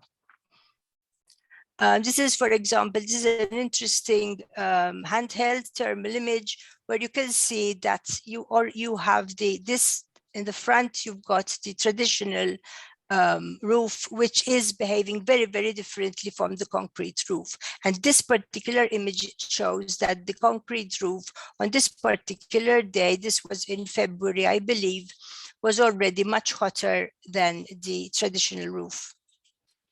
And these are some of the results where, whereas in some cases, in many cases, the surface of the roof was hotter when we're talking about the traditional roof, the subsurface was always cooler.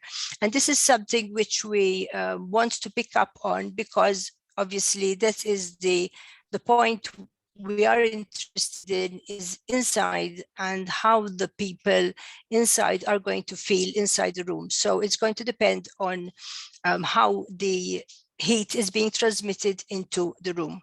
So here we've got that it tends to be traditional, the subsurface temperature of the traditional roof tends to be cooler. These are some of the predicted for Malta. We have with a climate scientist working with us on this project.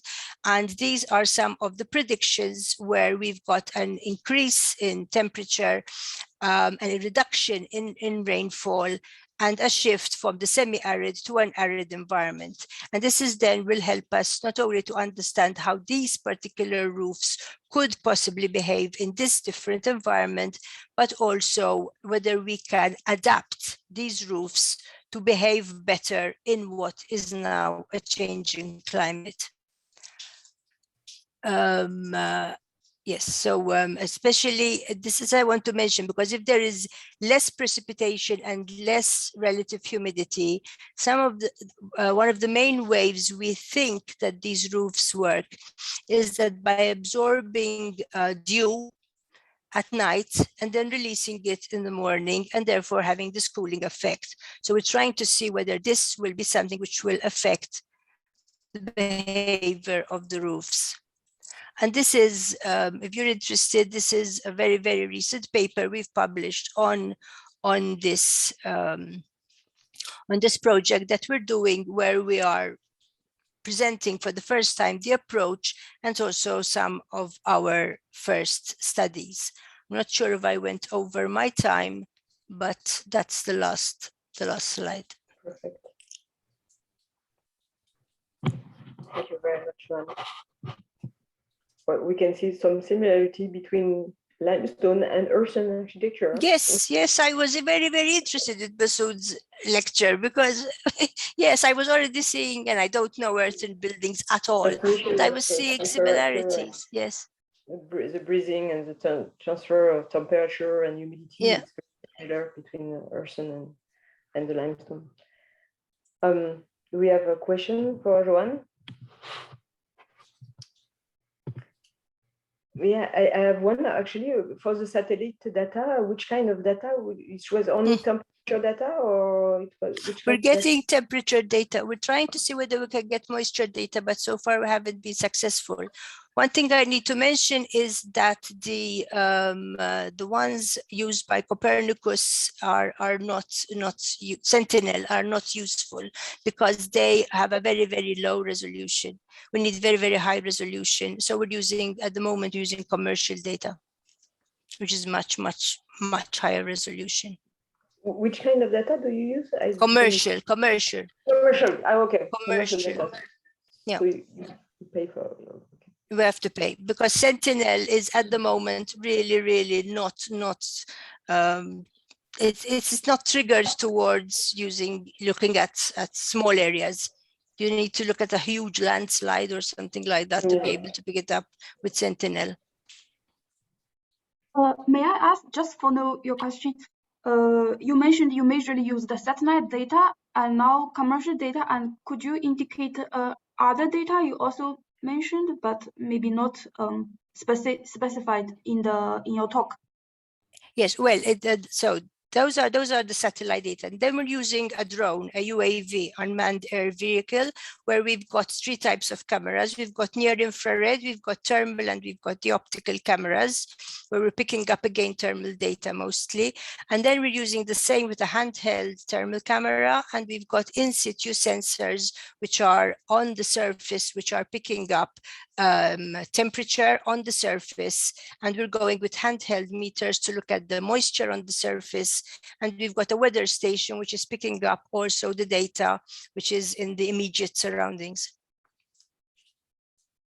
It's multi-layered. Thank you very much.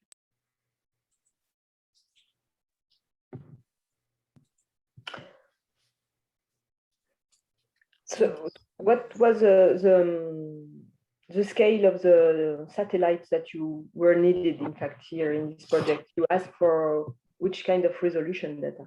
The smallest area they could measure was 100 meters squared. 100 meters. That's with commercial, because the others are much, much smaller with Sentinel. Okay.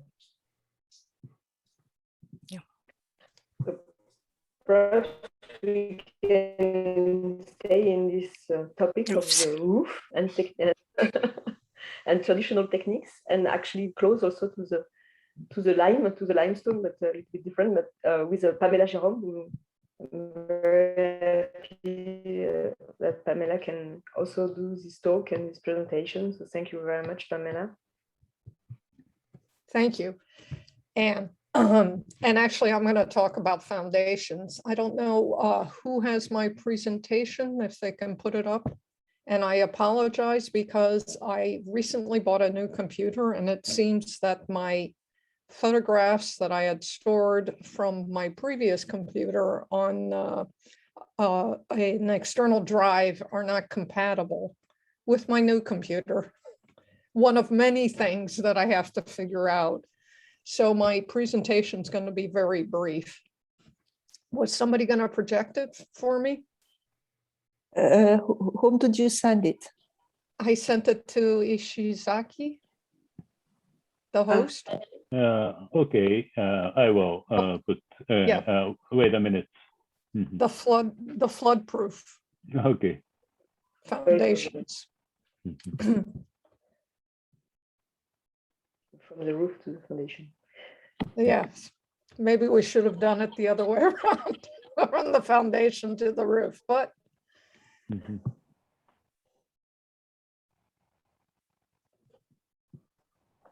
or I can share my screen if I can find my presentation. Shall I do that? Okay, wait a minute. Mhm.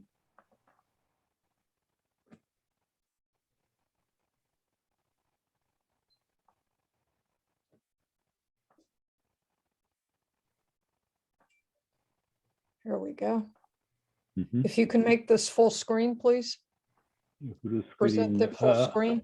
How can I do Go to view, full screen. view? Oh, I see. Mhm. Full screen. Okay. Full screen mode. Yes. Okay, here we go. Mhm. Mhm. You can go to the next slide. Okay. I'm going to Mhm. talk about Wadi Do'an, Mhm. which is a subsidiary valley to the Hadramaut Valley in Yemen, in the southeastern region of Yemen. I worked there for about 15 years in this area, up until the time of the Arab Spring. And since then, they have not given me a visa to go back. But I was there in 2008, following the 100-year flash flood, which some people said was a 500-year flash flood. And of course, you always see buildings that that are in various states of deconstruction in these villages.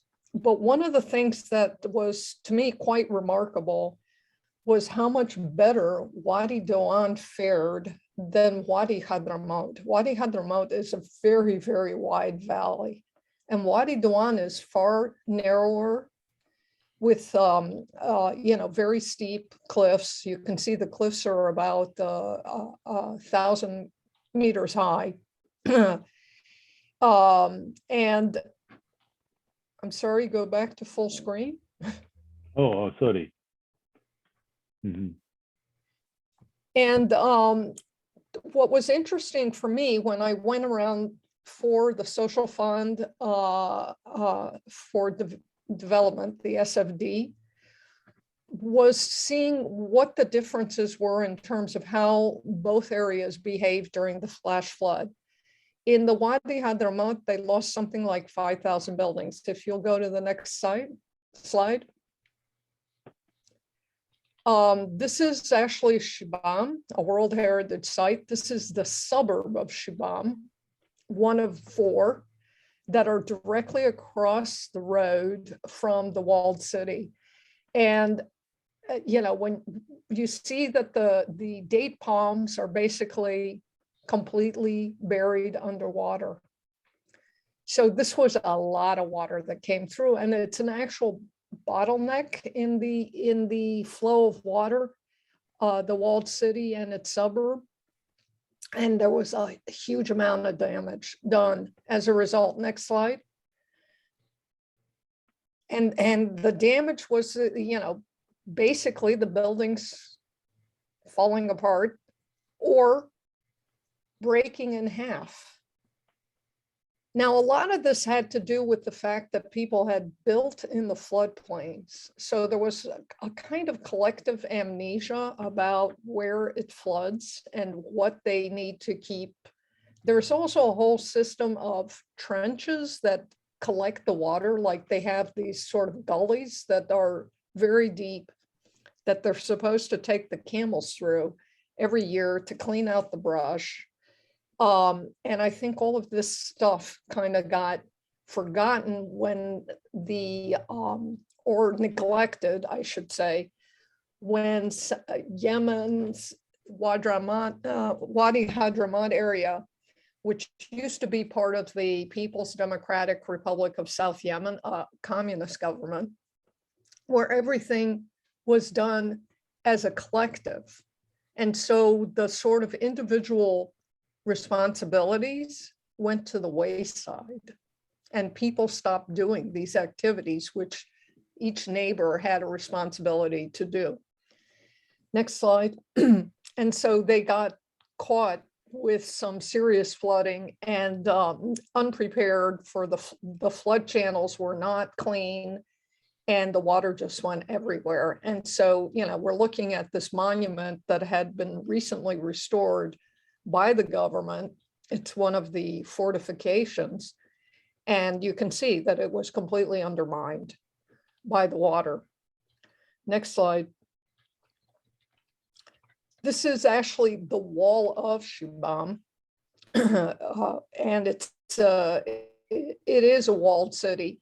And what you also see is like where there's been mortar applied, there was a lot of rising damp. So we have foundations here. They are typically made of limestone. So back to limestone here. And and sometimes they're basalt, depending on the area. And what they do is they're supposed to be mortared in a traditional way with a pozzolanic lime, basically lime that has either, in this area, it's wood ash added as the pozzolan. And in other parts of Yemen, it's actually volcanic ash, pumice. So, but in this case, it looks like they've applied Portland cement into the mixture. And so they're getting a huge amount of rising damp, which is actually the salts are causing what those holes you see in the foundation. Next slide.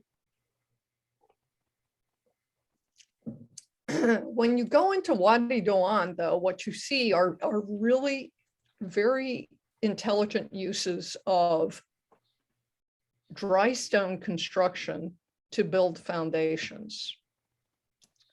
And in this case, you're seeing it done with ashlar. This is a modern version where the ashlar stones are, typically the foundations go down about 60 centimeters, maybe a meter into the ground. And then these tower houses are built on top.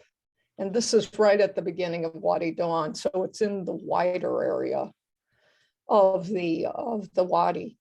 But to me, even this is a bit questionable because it's in a flat area, which you would assume would be able to flood. Next slide.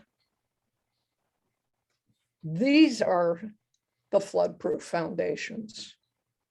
So they're incredibly tall. They're totally without mortar. You have dry stone construction, very tall. And you have a tower house built on top. And I mean, this is Tom Lyerman, who's also a member of ISCEAH.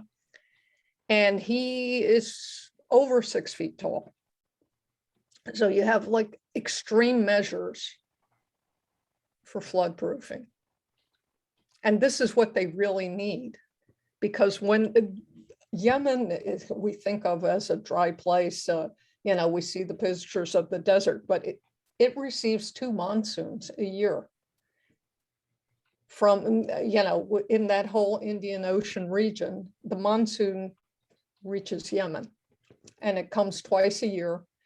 And this is one of the reasons Yemen was known as Arabia Felix, because it's the one place where it's really green, interestingly enough. And it's not, even though we think of it as a desert, it's not really. There's a huge water table underneath. If they irrigate it all, immediately things start to grow. It's not totally dry and arid climate is what I'm trying to say. And the monsoons come, there are often flash floods. And of course, with climate change, we expect these to be more frequent. And in fact, they have been, because I continue to hear from my colleagues in Yemen and about what goes on there. Next slide. And they, in their villages, which are mainly built on the slopes of these cliffs that they have, the valley cliffs, they have very elaborate systems to break water as it comes rushing down from the plateau above. The mesa on the top is where the water lands, and then it all comes rushing down into the valley, as well as elaborate systems to channel that water once it comes down through these breakwaters into channels that actually irrigate the date palms, which are on the valley floor. So the idea was that they built on the slopes of the bluffs so that they could leave all the arable land available for date palms. They also do beehives and honey gathering, and there's a lot of goats and sheep in this area as well. So grazing. So the system is very cleverly done, obviously through vernacular traditions of experience, to break the water as it flows down the hill and into the villages without destroying the actual buildings, while same time taking advantage of it to irrigate the date palm fields. So I apologize, those were the images I could conjure up. It seems that my old image library is not compatible with my new photo library, and I'm not sure what I'm gonna do. Thank you. Thank you, Pamela. Right. It works very well. It actually, I think in Wadi Do'an, by comparison to Wadi Hadramaut lost 5,000 buildings, Wadi Do'an lost about 20 during the 2008 100-year flood.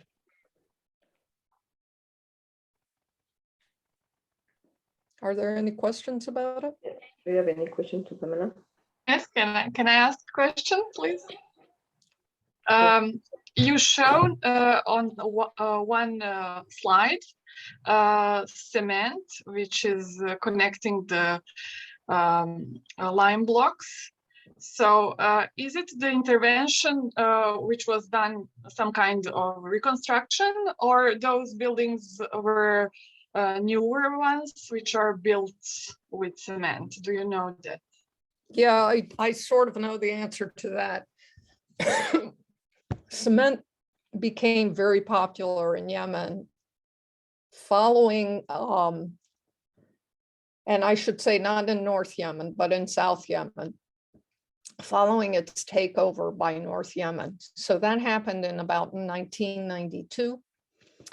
From that point on, there was a lot of money flowed back into South Yemen from the Gulf region. So there's a lot of Yemeni immigrants to the Gulf region who then returned and started building, etc.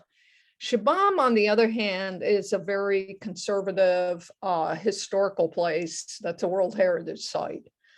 The advent of cement, I think this happened everywhere in the world. It's just like, oh, this stuff is easy to use and it does the same thing. And nobody thought about, that it is not the same thing and what the impacts, or that it has a lot more salts than, say, lime would introduce into a system.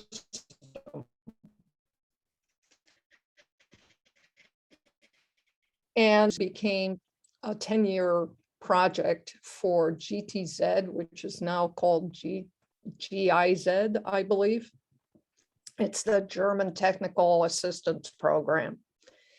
And so the Shibami program basically was to increase the economic viability of the families there by repairing their houses. And so, they got all their technical advice for free, but they had to pay a portion of the cost to repair the houses. And it was an upside down pyramid because they didn't want people removing the top floors of the houses, which are, you know, Shabam is well known for its being the Manhattan of the desert with all the high-rise buildings tightly packed together. So they didn't want them to say, okay, we'll just repair the lower 3 floors. At any rate, at that point, they worked with the masons to reintroduce a technique that was the traditional technique of using ash, wood ash mixed with lime to stucco the foundation. And at first they all said, you know, cement is the way we go. We do it with cement now. We don't use the old fashioned technique, et cetera, et cetera. And then there was a discussion of, well, how much does cement cost you and how long does it take a laborer to actually apply it? And when they realized that the other way was far more labor intensive and way cheaper in materials for them themselves, they suddenly thought, well, this is stupid. Why are we doing something that costs us more that we make less money off of? And so they went back to doing the ash version, but that didn't happen until about 2010, and this was 2008. So they had already applied Portland cement to a lot of areas of the foundation. And then the problems began to happen when they saw what the rising damp looked like a few months later, a year later. And then there was this kind of realization from the masons, oh, this stuff doesn't really match. It doesn't mix well with mud buildings. It's not really compatible. But they, you know, it took a while to get them to understand that and to understand the economics that it was actually in their favor to go back to a traditional system rather than to use the new products which they could apply faster and make less money from and which costs more for them. So, you know, but I think that the interesting part for me was that in Wadi Do'an, they don't use anything. They don't use mortar at all. And so that to me says, oh, they figured this out probably because they're in a much steeper valley and a narrower valley. So they probably have much worse floods than the Wadi Hadramaut tends to have. Thank you very much.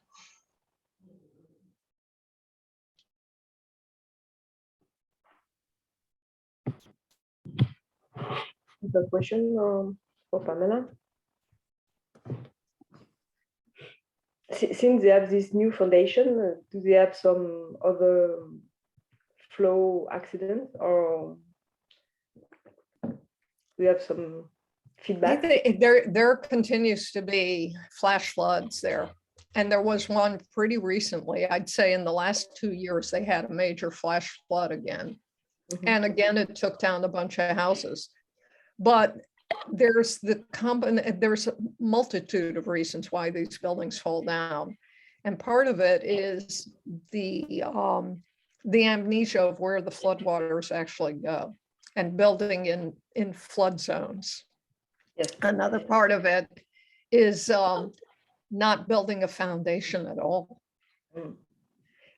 And another part of it is using very brittle bricks that are commercially made. And I'm talking about mud bricks that are kind of like soup when they're put in there, because it makes it easier to do if the mixture is very soupy and wet, but those bricks don't stand up very well. When they also, these are ease of building techniques, you know, it's just like, oh, you know, I'm gonna make building faster, quicker, you know, get on to the next project. They use mud mortar as wide as the bricks are. And, you know, your joints are supposed to be thinner than your actual mud bricks, not the same width. So all of these things compound to create problems when they have torrential rains. I mean, the traditional 3 applications of mud plaster have in many commercial cases where they're not paying by the day, the laborer, they're paying by the project. what you see is they put all 3 coats the same day and they make it 1 coat. So just 1 thick coat that doesn't work as well. It washes off. So that it's a combination of commercialization, of not working the traditional way, which is to pay a day's wage, and however long it takes is how long it takes. The sort of cultural amnesia about where the floodwaters go, the loss of the community efforts to keep the flood channels clear of brush and debris and the things that grow inside of them. There's a whole series of combined reasons why these things are getting worse for them. And it's also the fact that climate change making it worse. So you have all of these things together that sort of endanger the whole system. Ask a question? Sure. As I saw in the pictures, I can understand that the building, the base made of limestone, and the uppermost of a clay stone, I think. The moving of some buildings from the way of a water stream to a dry area is an acceptable solution? So after they lost the 5,000 houses, the UAE came forth with like $20 million to rebuild buildings. And they built the new buildings, which were also mud brick, but very different, I would say, in style in terms of like the height of the windows, et cetera, because in Yemen, they live a very traditional lifestyle where they have almost no furnishings. So they're all sitting basically on carpets and pillows. And so all the windows, for instance, are very low to the floor. The sills of the windows, they're not at the height that you would put a piece of furniture. You know, they don't calculate that. And even though the buildings were what I would call not exactly designed for Yemeni traditional lifestyles, they were still mud brick. And they did put them higher up on the escarpments. Now, whether or not those buildings are going to survive, it's hard to say because I haven't been back. I can tell you this, that they did have concrete foundations. And when they asked, I was advising about some of this from a distance to the government. And I just said, look, they need to have some kind of isolation between the concrete foundation and the mud bricks. Let it be a layer of bitumen. It doesn't matter. It just has to be isolated between the two, because otherwise you're going to have rising damp. That's going to cause salt damage. Not sure if they took my advice. But you think that isolation is enough in with this lot it's of humidity? Not going to be the best solution to have concrete foundations, but if that's it, you know, the only thing they can do, then you need to isolate them for sure. Mm-hmm. Oh, I mean, you have to do that even if it's a stone building. You need to isolate them. You need to, if you pour a slab in a stone building, you need to have, you know, 10 centimeters of gravel and a membrane, a sheet of plastic. It doesn't matter what, before you pour that. And you do that in a modern house too, no matter what it's built of. You always isolate the slab from the ground and the foundation because you know the rising damp is going to happen. We haven't another solution. Thank you.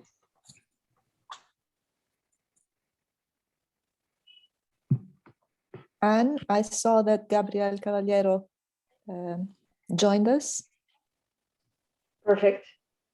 Hi, hello, Gabriel. Sorry. Hi. Hello. You can do the really conclusion.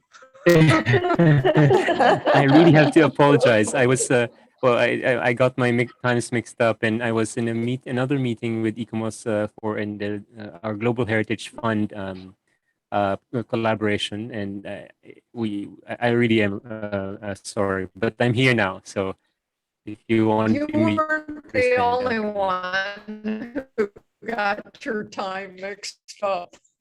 I'm sorry. Yeah.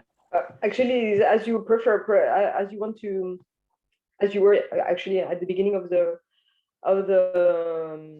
webinar and as an introduction, do you want to stay and you can you stay until the end and give probably Yes.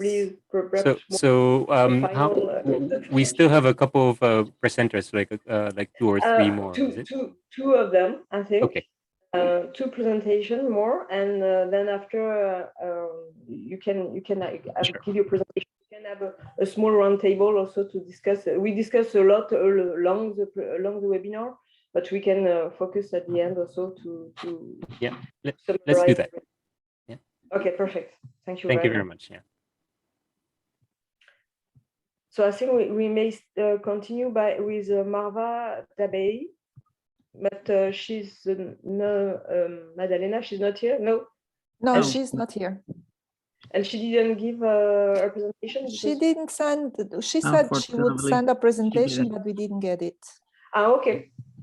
So it go even faster. So we have one presentation more because since the beginning of the webinar we spoke about cultural heritage and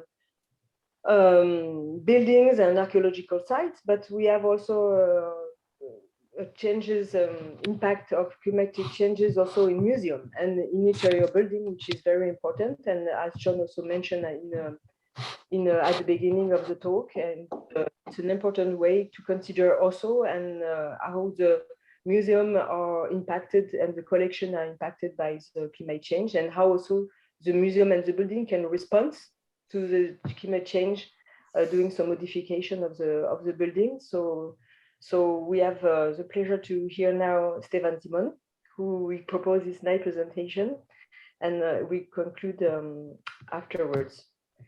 Thank you very much. Thank you, Stefan.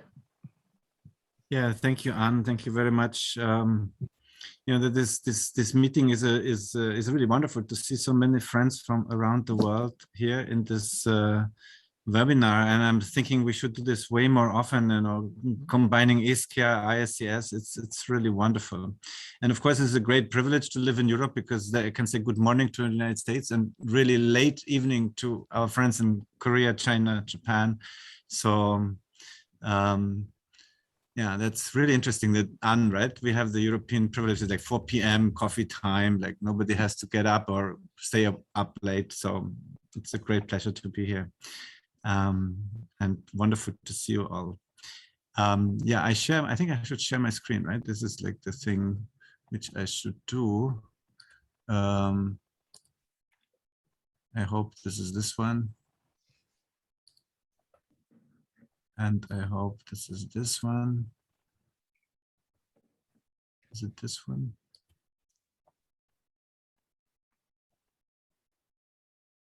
Yeah. No, it's not this one. You see the next. Do you see the next slide? Yes, right? Yes, we do. Yes. So I should take off this because otherwise you will see ladies and gentlemen and all the things which I write because I'm getting old and I have to write everything down. So just put it in full view in I think full this is screen the thing. view. This is the thing I should do. I should not do the presenter mode. Right, something like this. And then?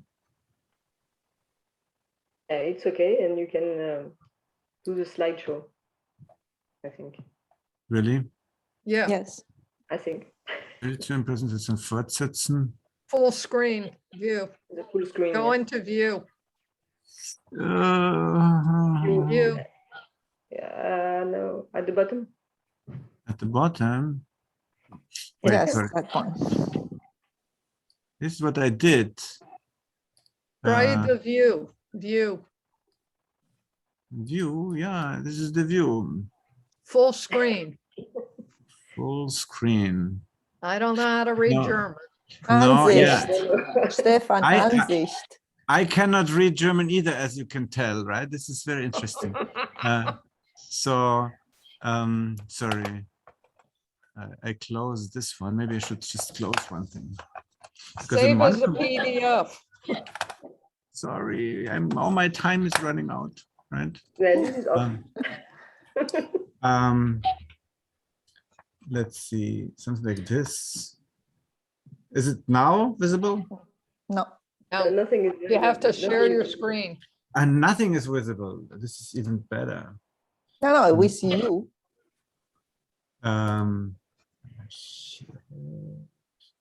But I have to find back the Zoom. First, I have to get back to the Zoom. I'm getting back to the Zoom.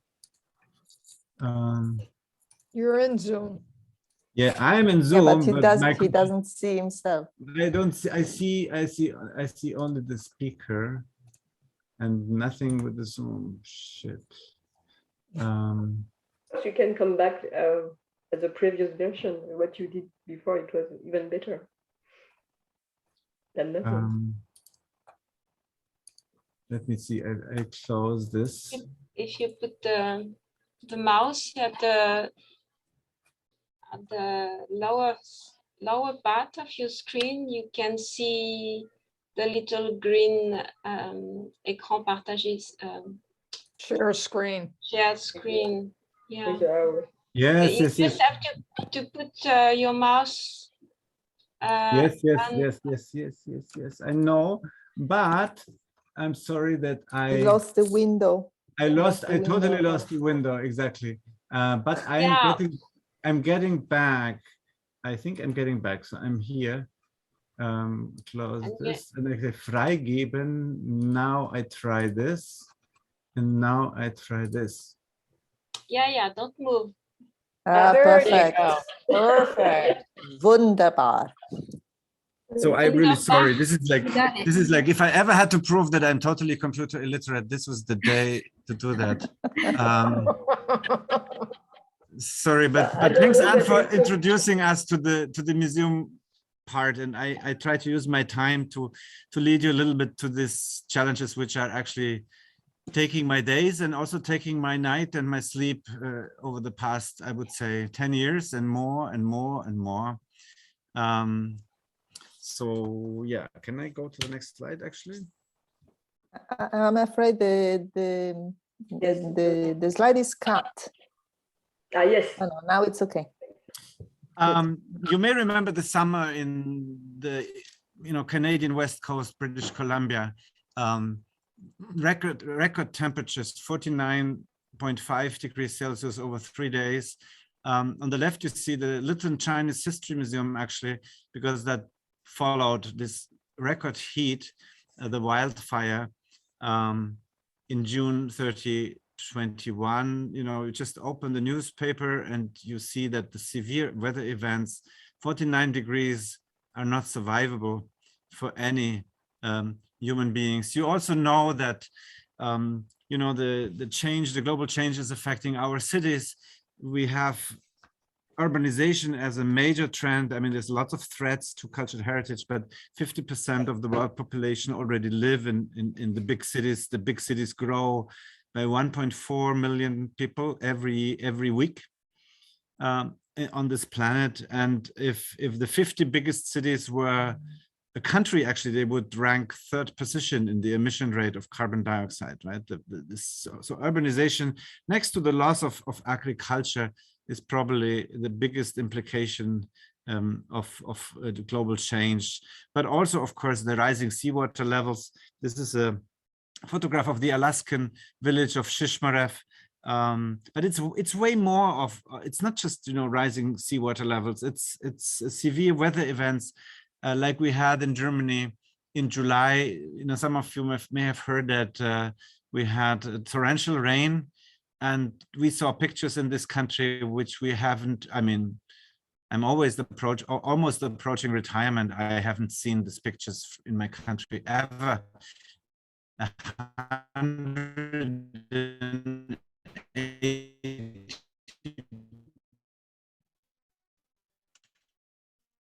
people drawing from other countries, but not from our country here in the middle of Europe. And though I was a host of the Glasgow Stone Conference, there was a wonderful lecture there where a colleague from the United States introduced us to the Spirit Rock in Wisconsin, a granite rock, which you can see here on a postcard dating back to the 1930s. Photos around it, and you just compare the next photograph of the 1950s postcard, and you see the Spirit Rock already got a little bit smaller. And when this colleague told us that the story of the Menominee Indians who live there actually in Wisconsin, the story they tell about the Spirit Rock, to whom actually they give offerings of tobacco and flowers and things like that, is that that there's a rock which is granite, which is slowly crumbling down, and the day it's totally disappeared will be the end of the human race. So I thought, well, I was living in the US at that time. I went to my car and I drove up to Wisconsin to the Menominee Reservation, which is actually far from everything else. And I took that picture here in 2017. So there's two conclusions. Number one, looking at the rate of decay, I would give the humanity like 50 years to 100 before the rest of this granite rock is gone, which kind of, coincides with Stephen Hawking's, idea that we have 150 more years to live on this planet. But it's not very encouraging either, right? And of course, my second thought was that why couldn't the Menominee Indians not choose a better stone? Because the speed of decay of this granite rock is just unbelievable. So that was 4 years ago. Whoever, maybe Stephen Kelly is not far away, right? The closest at the moment, can just drive up to the Menominee Reservation and check on the state of the chances of our survival for the next decades at some point. Well, but as Ann said, I want to talk about museums, and the museum started to speak about environmental issues, I think 10, 15 years ago. Plus Minus Dilemma, a famous conference by the IRC in Milwaukee, 2010, was kind of my starting point also to learn about this topic, because it's mostly about HVAC systems. It's mostly about what actually museums are costing in their carbon footprint and in their environmental balance. And there's two conferences. You can look all these documents up on the internet. One was called Stable is Safe at the Donner Institute in Munich, and the other one in our own institute here at the Ratgen in Berlin, 2013. You can actually watch all these videos also under the link given here, where people talked about what does actually a green museum can be, or what a green museum is. Actually a museum which is implementing the 3 pillars of sustainability: financial, social, and ecological pillars in its setting, its physical setting, in its program, and also in its maintenance or in its running system. And we have seen that this idea of the Green Museum is very interesting and became a lot of, gained interest and gained momentum over the past years. When I spent 5 years at Yale University in New Haven, we started actually branching out and giving seminars about the Green Museum also in China. I think this is a picture from 2017 in Xi'an.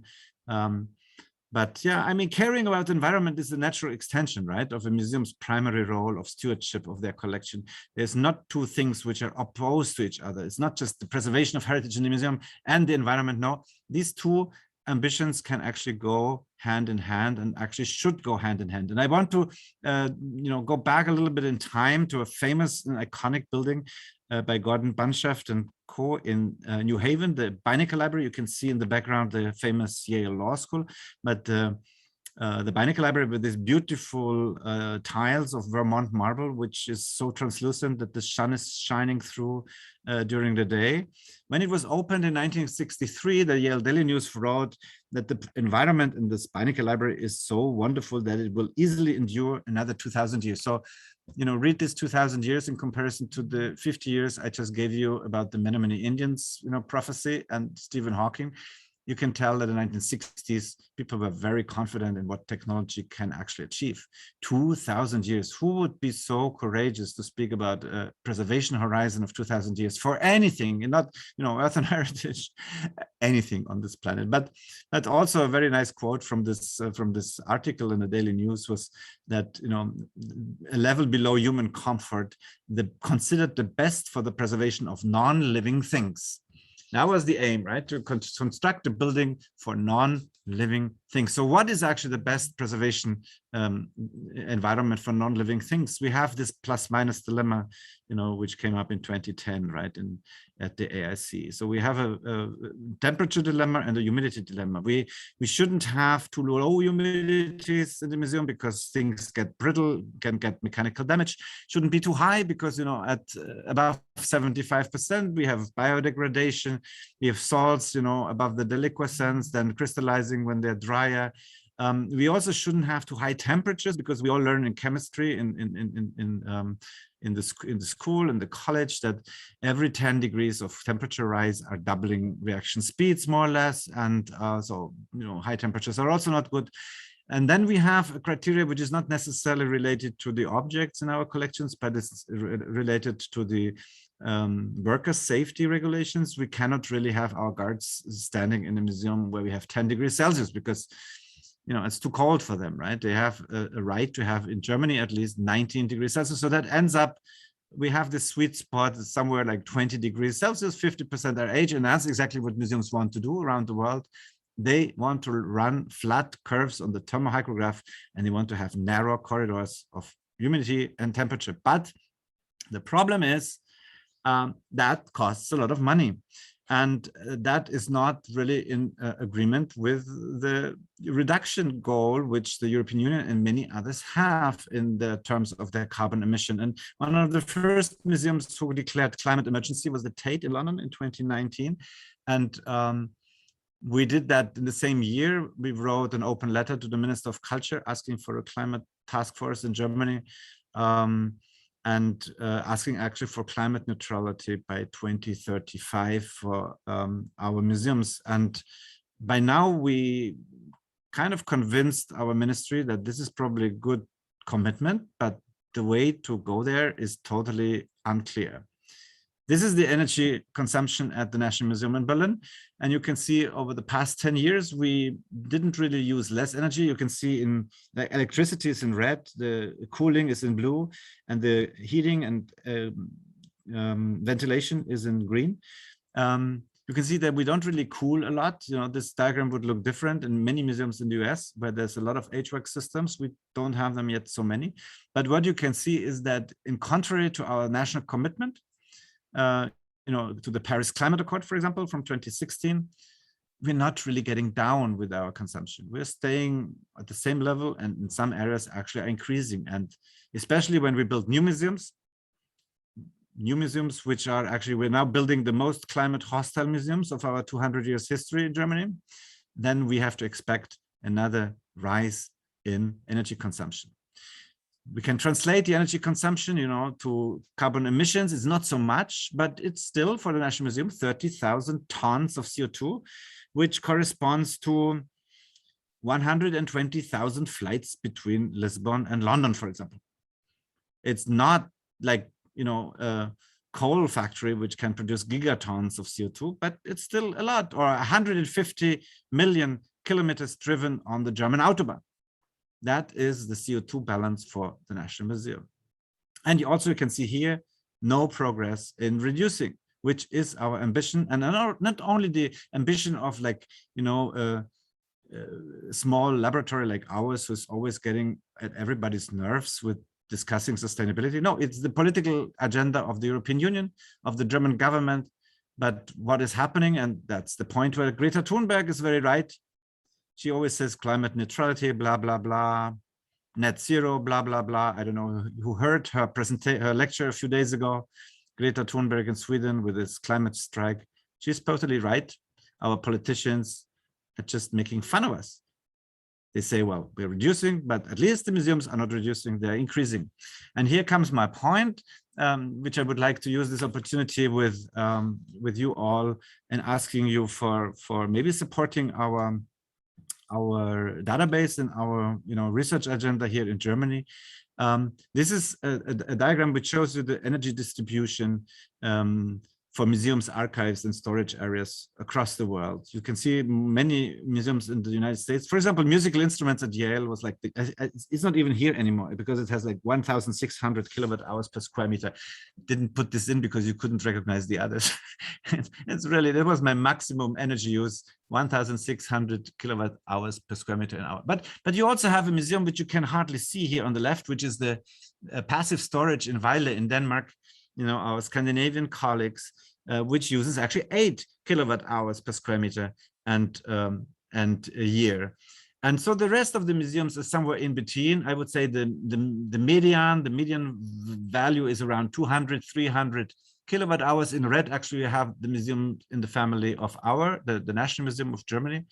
You can see that we have actually our newest museum, which is supposed to open by 2026, is above 500 kilowatt hours square meter and year. And that's something which I'm always criticizing, like in a presentation like this one, but also over the media. And you can imagine that my minister is not very amused if she hears me speaking so critical about the new museum building, which has this terrible energy balance. But my question, or my question to you, is that we know the energy consumption in a museum is consisting of the gray energy. We talked about that already, like cement, for example, production, right? You have to burn the cement by 1500 degrees. You have to melt the glass and the steel.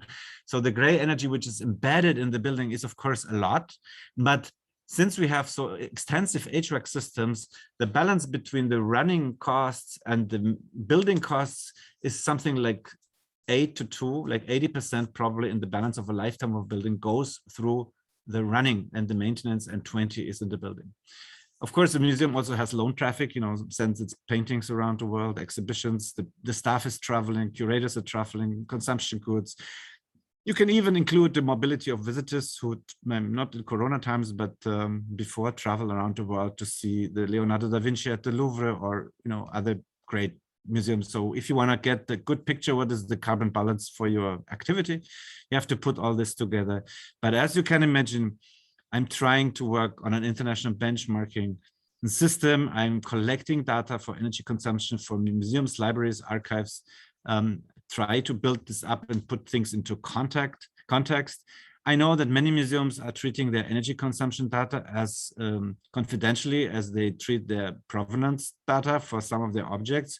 But if you are in contact with museums, I'm looking also at, I'm sitting like right below the Eiffel Tower in the laboratory of the CDRMF, right? If you have access to energy bills or energy data, talk to your engineers, to facilities managers, we would like to get as much as possible data for energy use, heating, cooling, ventilation.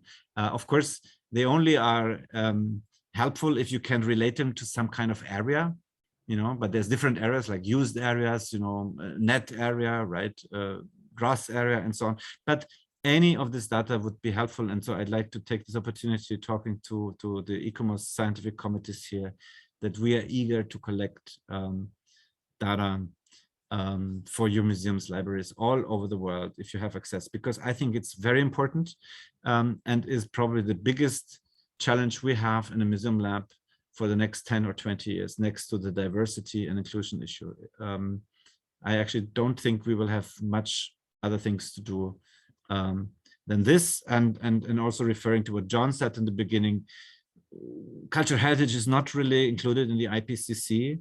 I'm really jealous that John is going to host the COP26 like in a couple of weeks, right? I would love to be there, but I think it is the place, it's the agenda to discuss, especially in the light of global South, global North, especially in the light of that the industrial nations have been really overspending their carbon budgets over the past 100 years.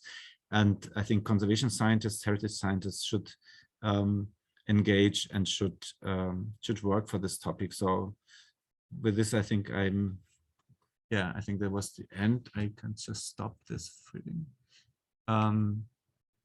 yeah, please send me information if you have one about energy consumption in museums. We work on a publication on that. Thank you. Thank you, Stefan. Well, it's very different, but it's a complement of what we all were saying before, I think. So I think it's the whole envelope. So taking the the effect, but also how we can have an impact also and play with a reduction of also of the carbon emission. So I think it's a question that every museum asks, in fact. So we find really find answers, and also that it's a question that is asked also in renovation of buildings. So in historical renovation, so it's something that we face also with the National Committee of ICOMOS France. So it says it's I think there is answers and repercussion also in the museum and carbon emission, but also for the renovation of historical buildings. So it's a link which can be done here in these two areas, I think.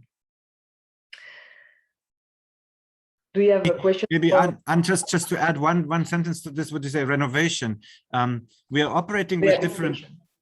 We are operating with different standards, right? The famous one is the ASHRAE technical chapter in the United States, which is used by many engineers. And we see that there is a transition, you know, from the strict protocol to a more process-oriented approach, that we are saying a little bit goodbye to the 50% flat and 20 degrees flat thermohygrograph curves, because they are usually coming from the technical feasibility and not from the conservation evidence. How many people are actually studying in our conservation labs the resistance, the resilience of art objects, painting, pattern paintings, canvas paintings to fluctuations in relative humidity? You can probably count them on one hand. There's a few at the Smithsonian. Marion Mecklenburg was one many years ago. There is a few in Scandinavia, in Poland. Very few people are actually working on this topic. And we need to get this on an evidence base. We need to know really how to deal with the climatic requirements for our objects. We cannot just say we want to have 50% flat, because Gary Thompson 40 years ago wrote that that's really a good condition, right? Do you have another question for Stefan or other data? Not yet.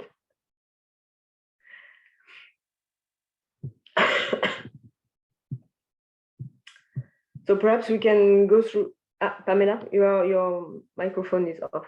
I wanted to just make a comment that when we, for instance, the Guggenheim, when we did the restoration, even though as conservation architects, we were told to save as much original material as possible.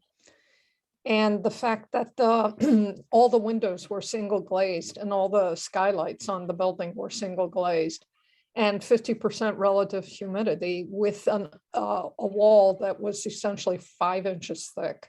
That was Frank Lloyd Wright's wall, was gunite, 5 inches thick with no masonry backup or anything.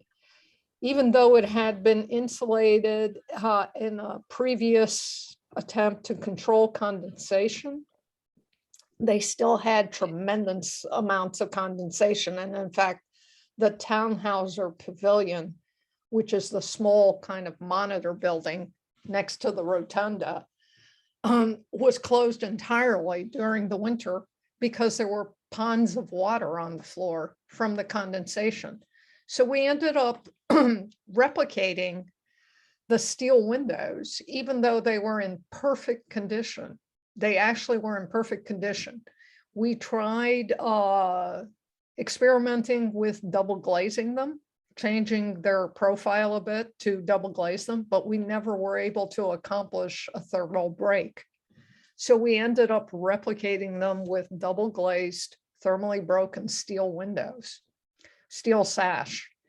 And, you know, this is the exact opposite of what we've been told we're supposed to be doing with the fabric of buildings, the exact opposite. But we had to respect the fact that the building was a museum, always been used as a museum, will always be a museum. until it stops to function. It's going to be a museum. So therefore, the sort of the authenticity of usage overcame the authenticity of fabric for practical reasons. It just had to happen. And we replaced all the skylights as well. And they were all in great condition too. It just, you know, there was no way to get around it except to give them thermally broken, double glazed fenestration to combat the constant condensation within the building. Yeah, I mean, Frank Lloyd Wright, you just mentioned the thickness of the walls. I mean, that building is dating back to the when, 50s, 60s? To 1959, it was 59, yeah. So, you know, we have a similar building here by Mies van der Rohe, Bauhaus, right? The new National Gallery. I always call this the building physics nightmare because it's just consisting of steel and glass, has no buffer capacity, nothing. But it's an icon, of course. It's an icon of architecture. And so you can say, okay, Mies van der Rohe built this building in 1968. It was 5 years before the first oil crisis. It was 42 years before the Paris Climate Accord. So he can make some mistakes, right? What I'm really upset is that we have modern architects now building museums which are going to open 10 years after the Paris Climate Accord, which are also not better in terms of their climate balance. And I think that's really the biggest challenge. Why would we still go for so high technological investment because whatever you do wrong in the basic setting of the building, you cannot repair later with any technology. I mean, you know, thick walls, passive insulation, good water management, having no direct sunshine from the south, but maybe from the north, all these things you can do in the building. But you shouldn't, you shouldn't really make everything wrong in the building and then try to repair it with the HVAC system. Absolutely. Totally agree. Sorry, I would just like to add for your question about the materials, Stefan, what kind of climate they actually need. That's another thing one could actually see on buildings which exist from a long time. I'm in charge with the wooden ceiling of Zilis, which is painted, which dates from, I don't even know the date, it's 900 years or something like that. And it's in kind of perfect condition.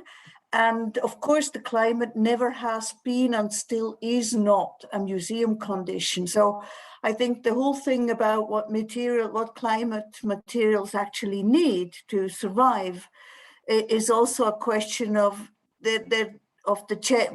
it's not only a question of a flat curve, but it's also a question of how much variation in what time can it do? Can it support?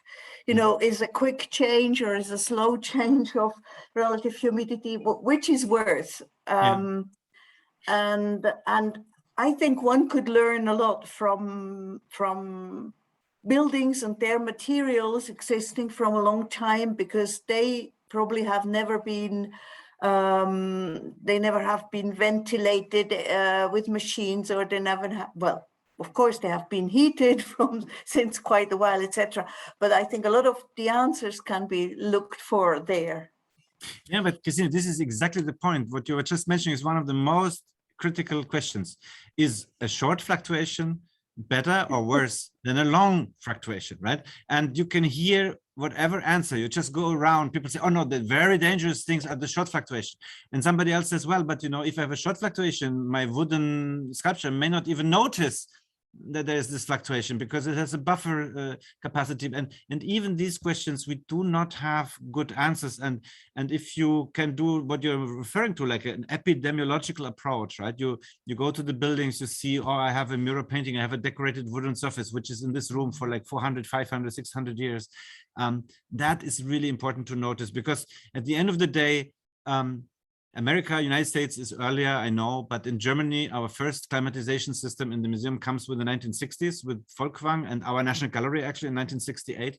So every object which is older than 1968 has lived in an environment without climatization and magically, survived, right? Our churches, lots of European churches, lots of cultural heritages in churches, paintings by, Giotto, by many famous artists are in churches.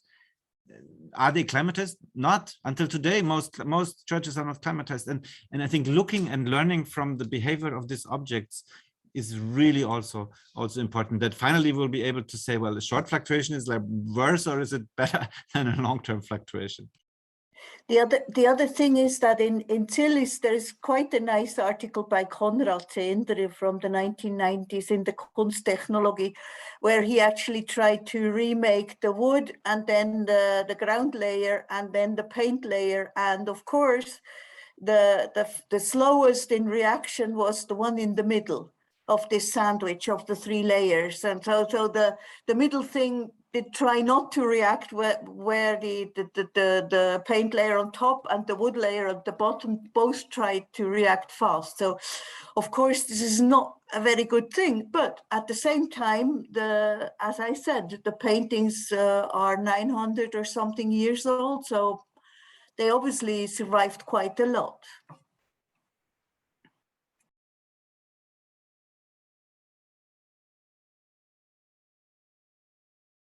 Yeah, also take the example, the big discussion now in France and Germany about the Benin bronzes, return of the Benin bronzes to Nigeria. If you look, they are always telling me that there's a big problem of HVAC systems and there should be like a wonderful museum in Nigeria with a great climatization system. And I'm always telling them, if these people come to me like this, I say, well, this is the Benin Kingdom. They have bronze objects, or better, brass objects, which date back to the 13th, 14th century. Until the British attack in 1897, they survived in the worst climate. I mean, if you look at the ASHRAE climate zones, Nigeria and Senegal is like hot and humid. This is for metals like the worst scenario. And although they had no HVAC system, somehow the people of Nigeria, of the Benin Kingdom, could preserve these objects for hundreds and hundreds of years in a state which makes them still visible at the Metropolitan Museum or at the German National Museum, at the Quai Branly, or wherever, right? So I think we have to, I mean, Jonathan Ashley Smith, who many of you may probably know from the Victoria and Albert Museum, many years wrote an article with the title, Let's Be Honest. I think it was in 1994. And I think we should be really honest when we talk about, the use and the need for climatization, as Jonathan was asking for.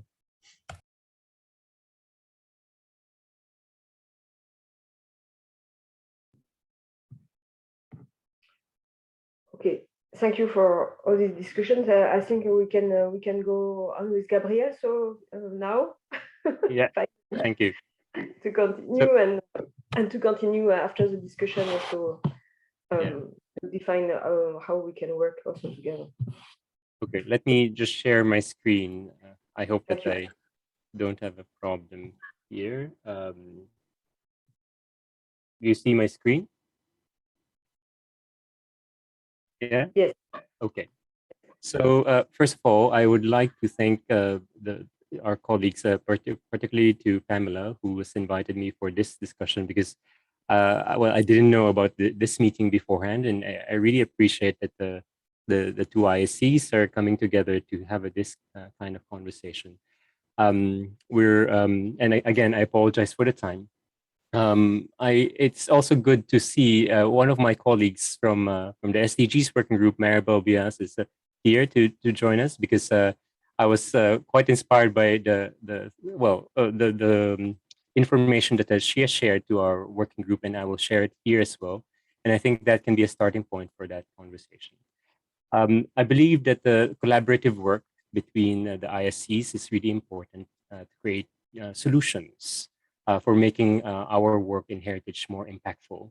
And the title of my presentation is Synergies, Innovations, and Sustainability of Heritage Amidst the Climate Emergency.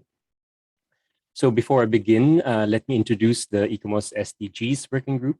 And it is established as an interdisciplinary task force by the ICOMOS Scientific Council during the 18th General Assembly in 2014. The SDGs working group coordinates ICMOS's response to the Agenda 2030 through advocacy, policy, and localizing the SDGs. The working group acts as a platform for recognition and mainstreaming the effective contribution of cultural heritage as a driver and enabler of the sustainable development in the process of the implementation of the UN Agenda 2030. It does this by coordinating and localizing the monitoring of SDGs, and we're focused on Target 11.4. If anyone asks you about what SDGs we're having, it's Target 11.4, which is to strengthen the efforts to protect and safeguard the world's cultural and natural heritage to make our cities inclusive, safe, resilient, and sustainable. So we do partner with various agencies. UN Habitat is our partners for the implementation of the new urban agenda. And quite recently, we had a discussion with UNESCO that the ICMOS and the SDGs working group will now be looking at the reporting for the World Heritage and Sustainable Development Policy from the perspective of ICMOS.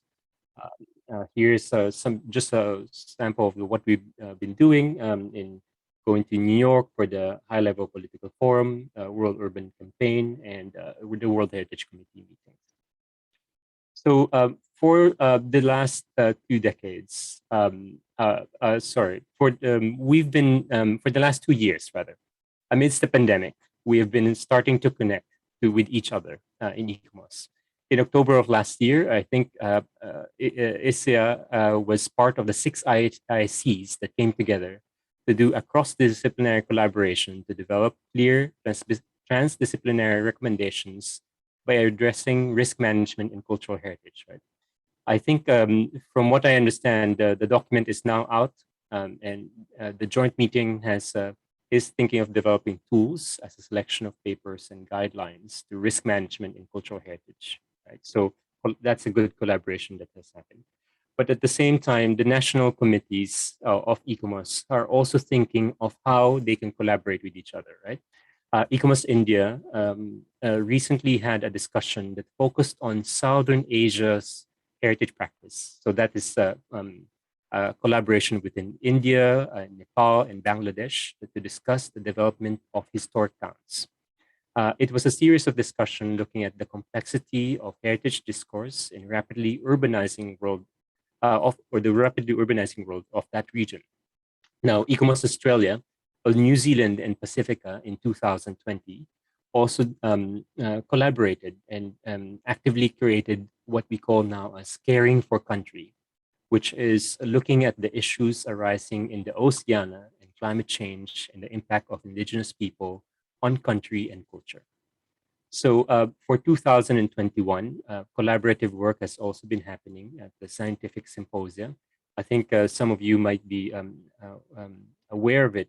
And then living heritage and climate change has been worked at with the RBA working group, the Indigenous working group, ICICH, SDGs working group, and the EPWG. But in 2022, another set of dimension on religious heritage, where it covers also climate change, is also going to be discussed, which is PRERICO, ICICH, ECLAFI, and ICAM are coming together. So I think these kinds of collaborations, we should normalize it to solve bigger issues of that really encompass many heritage practitioners today. When was the last time that the ICMOS came together to contribute to a global cause? So at the foundation of our ICMOS, right, it emerged from the remnants of the war, and there was a consciousness that there was needed to form a group of people that can rebuild heritage after the Second World War.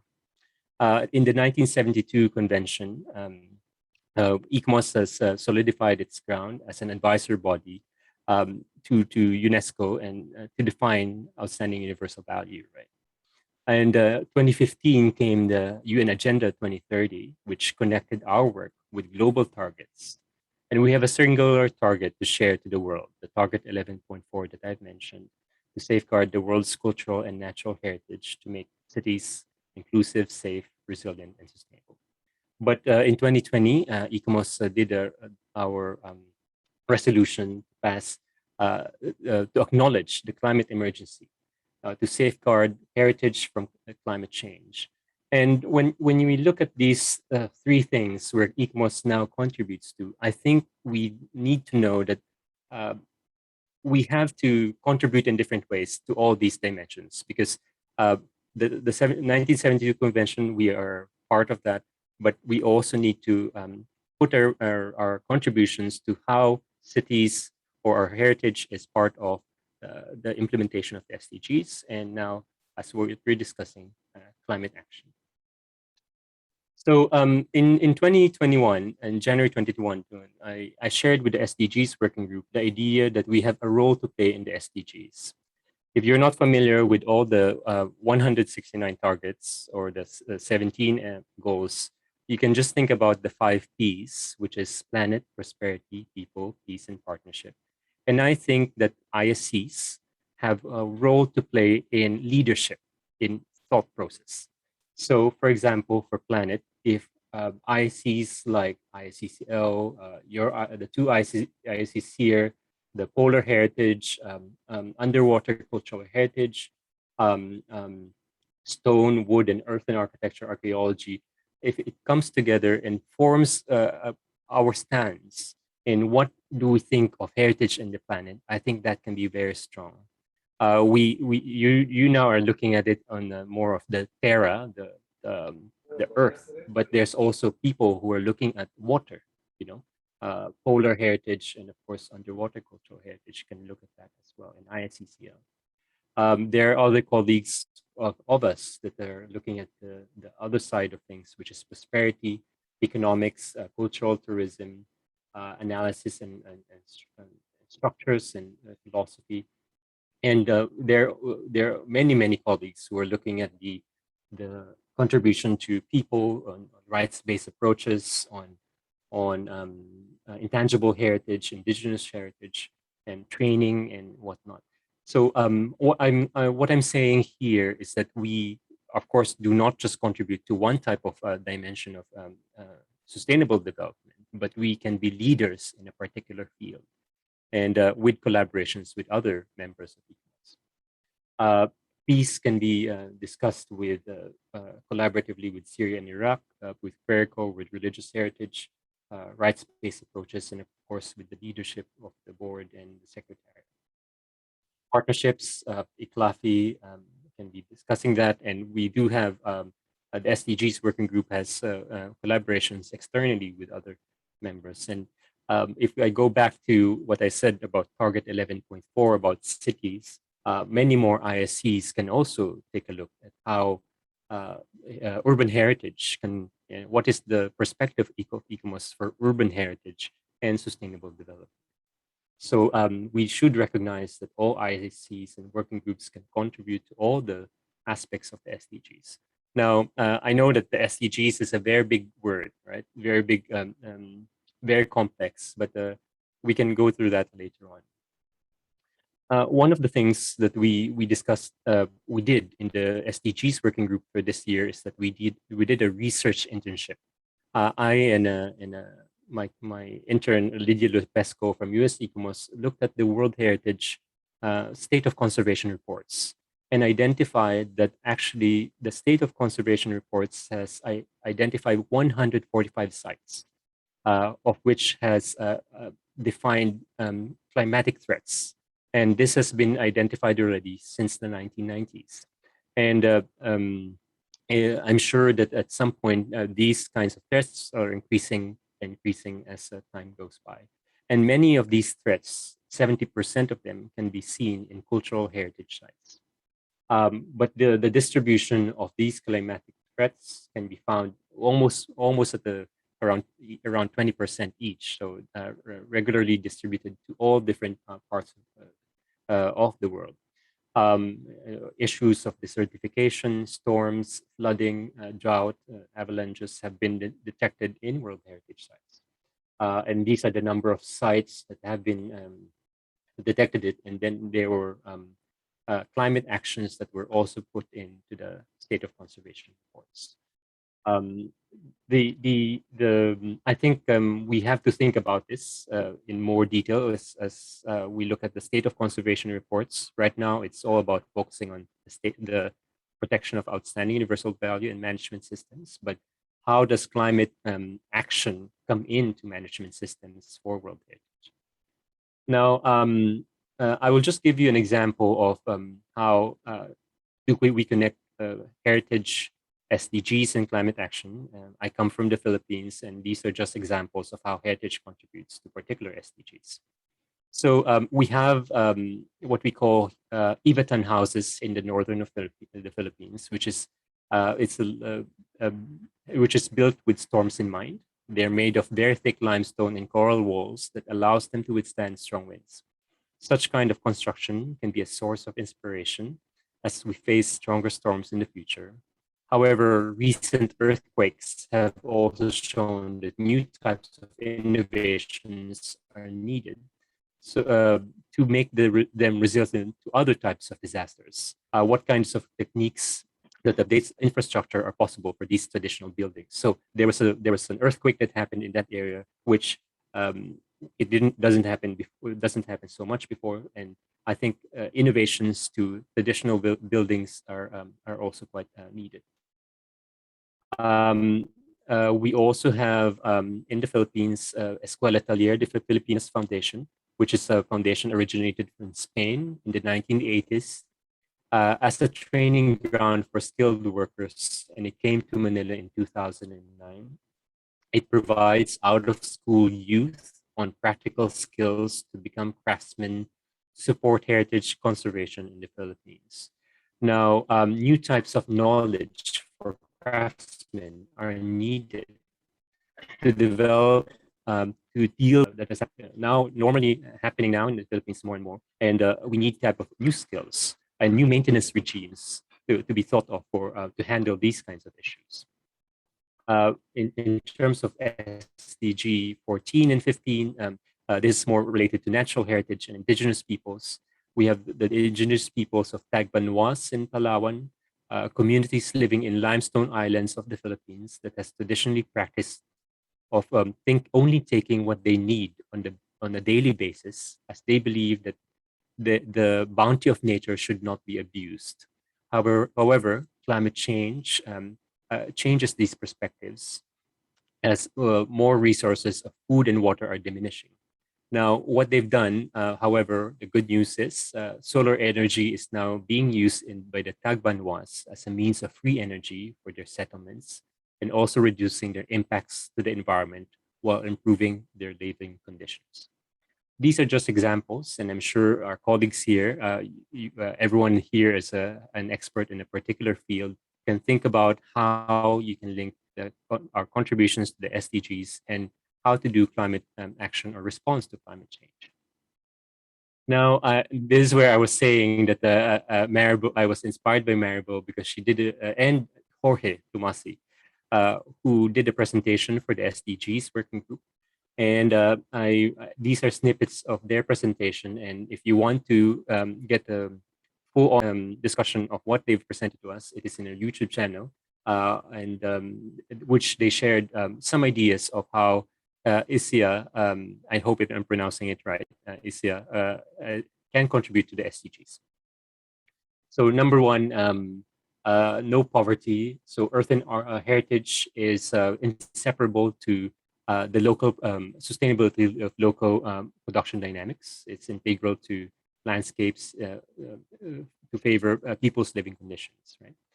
It also provides SDG 3, favorable living conditions, which has excellent thermal properties. SDG 4, the construction practices associated with the use of raw earth are part of a community's local knowledge. It is passed down from different generations. SDG 5, earthen heritage, practices are both observed by men and women who take the roles in symmetrical perspectives. I think these ones are conversations that you've had internally, and we can discuss with everyone again later on for this. Number 7 is the high heat capacity of the walls of earthen architecture will absorb heat from solar radiation at a slower rate, so making it quite effective for reducing energy, right? SDG 8, the use of raw materials from the site favors both work within the community and economic growth for its people. 9 is it provides multiple technological innovations based on local capabilities as well and resources, and how it contributes to SDG 10 is it provides building materials that are equitably and sourced rather for safe and comfortable habitat. And SDG 11 it recognizes that sustainable strategies, both in urban and rural areas, are based on balanced use of resources, while it favors social interconnectedness and communities involved. So, and lastly, I think these are just the last 3 slides. Earthen architecture is based on local materials, which is has a overall circular loop, right? It is reusable and very little waste. And its contribution to climate action is that it has a very low environmental impact as a material. And 17 is that construction with earth has been linked to the establishment of local and regional networks, favoring collaboration among people. So I think these are all good ideas, but I will go to my concluding slide, which is the challenges that we face and opportunities. So right now we are here, now we're only 26 people, earlier were 30-something people. COVID-19 has affected the capacity of many sites and the heritage sector because of this global disruption. Mobilizing sites is not easy and priorities are changing. Climate change is here, right? And this is our discussion today. It affects many heritage sites. And as I mentioned earlier, it already is documented in 145 sites in the World Heritage List. But still many heritage practitioners are not aware that there are links to climate action in heritage. Number 3 is that there are also issues of heritage practitioners being ill-equipped to solve the broader issues of society. Our work is very specialized, and we fail to see how we can contribute to discussions on social justice or environmental protection or economic development. And there are daunting concepts to think of, and there are so many different factors to consider. Now, however, there are opportunities to simplify these discussions as we break down the role of heritage, where we want to play one P at a time. Dissecting the entangled, interrelated concepts of the SDGs allows people to engage with it easier by reaching out to various local actors and asking specific questions like, how much does heritage contribute to your local economy? Or what types of traditional and modern techniques of construction do you use? How many women are employed in your heritage site? Having targeted but sometimes non-heritage questions makes these conversations a little bit easier. Number 2 is that the UN SDGs is all about data collection, and we need to collect quantitative data so that we can engage with relevant actors on these topics of the SDGs and climate action.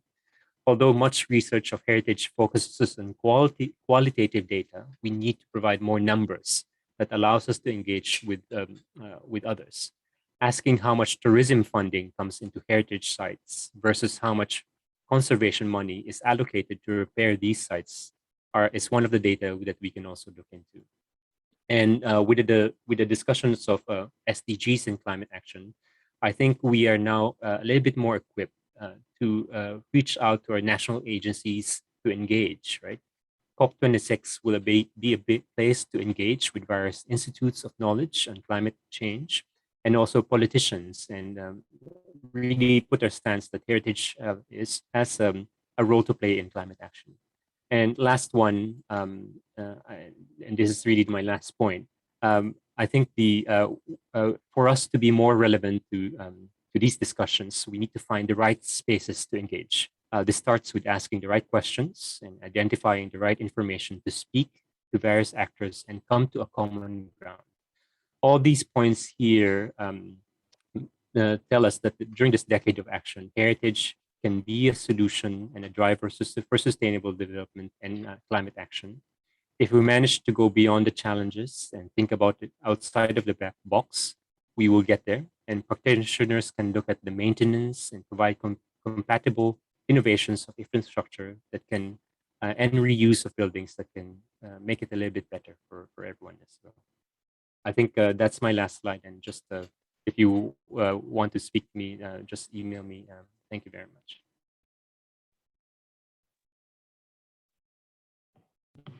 Thank you very much, Gabriel.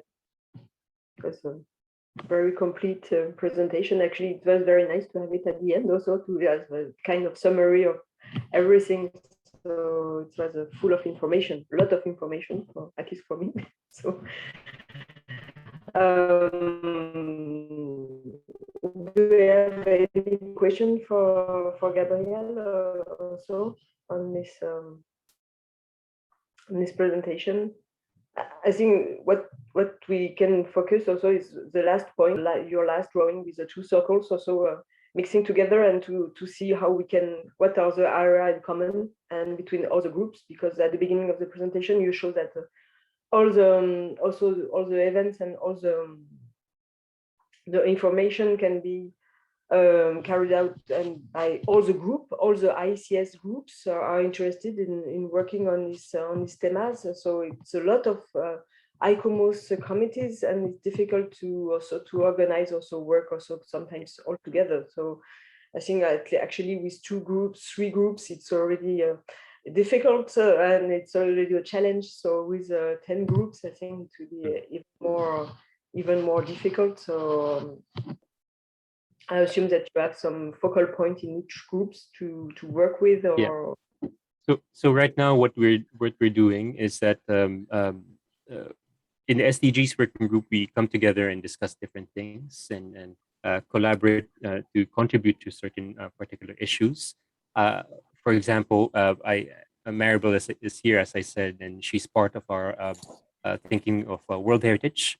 And we are now thinking of coming together as looking at World Heritage and sustainable development. Right?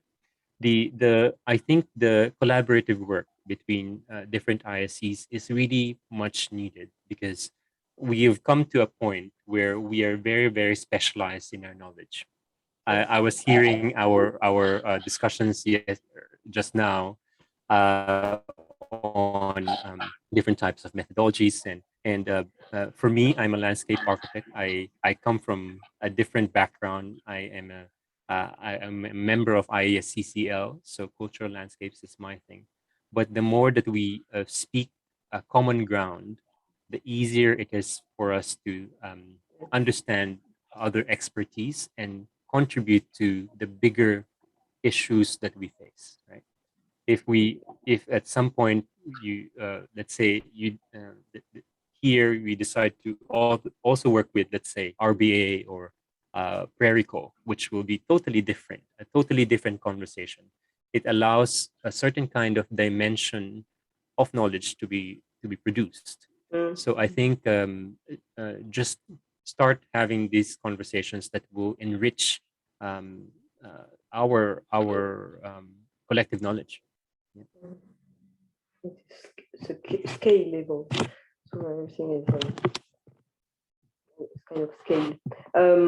So it comes to the point, to the big point. So how we can work together actually, and it was the meaning and the purpose also of this meeting. So to put everything and to show what we are doing on the different subjects, and we saw during the meetings that it was very rich and very close. So between the 2 committees, we have a lot of common points, and the big points, which were, I think, what comes like this is the monitoring data and how to understand behavior on the long term, and the weathering and the correlation between the climate change and the decay on the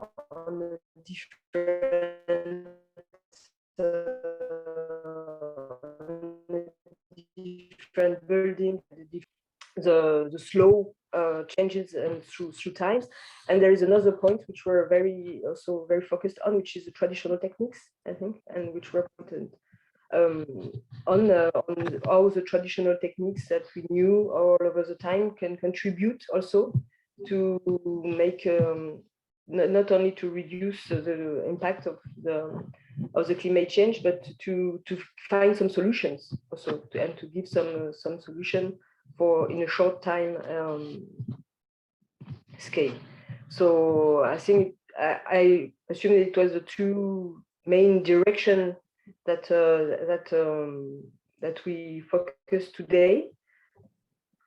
So now, how we can, so what are your thoughts first, and how we can continue to manage going through either is what we were thinking, perhaps a call and to find fundings to build something together, but we need to know what to build something together for what, but doing what, and or to doing groups and to think of something different than a European project. So it can be two different things which can work together actually, or simultaneously, or in the same big project. So it's a question which is asked to all of you, because I cannot do everything by myself. So it's one point to gather people together, but after I have to come from you and from also your purpose and your goals also in your for the committees. So there's these two scales, I think, the data, the monitoring data, and the traditional techniques also. But can be something in the same envelope actually, because perhaps the traditional techniques can be answer to the long-term monitoring also. So it's something can be also linked together.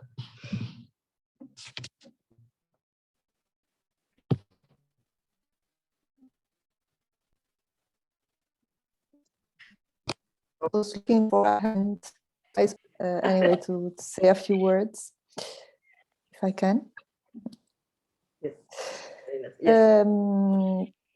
First of all, I would like to thank everybody, because it was a very rich contribution from each one in a very different way, maybe not so very different, but in a different way, but extremely dense, I find. There's two things that I was thinking about during this time. With Mariana Correa, we did, and other partners, we did, and we are still doing a project, a European project, which is called Versus. That stands for from vernacular architecture to sustainable architecture. So lessons learned from the past for new building. And we actually came into many of these subjects, because what Stefan was saying before about the incapability of many of our designers today to design things that are able to function even without pushing buttons, to make light, to make warm or whatever, but to just function themselves because they're well designed, is something that we try to tackle. So it was said also by Masoud, that I learned even from archaeological sites, because they used to have good practices, for example, for draining water, which is very, very right what he says. And we actually sometimes really disregard lessons that are coming from, even from such a past, such a far away past, I mean. The other thing, and this is one topic that in my opinion should be in a way faced and studied. The other one is how, and this is a newer topic, how do we adapt old buildings, not really historical, but simply old buildings, to our needs today, where our needs are including also things that are happening more and more frequently. I think JoAnn was saying before that it's easy to intervene in against hazards, new hazards, you know, flooding or windstorms or whatever. I think it would be easy, and I agree that it would be easy if these happenings would happen once in a while. But for example, in my place, I live in Sardinia, Italy, on the island, on an island. And we have plans against floods that give us a range of how shall I say, of danger of something that happens every 500 years, for example, or every 1,000 years. But this is happening every year since 10 years. I mean, we have events that are so severe that they were planned as events that had to happen every 500 years. We have them every year. And of course, I mean, we don't manage to follow this. I mean, we are entering a new phase. Whether this is happening just in these 10 years and then never again, I hope it, but I'm not really sure. I think that Robert was saying this before. So this is another something that, in my opinion, should be more in-depth investigated. Also because this is in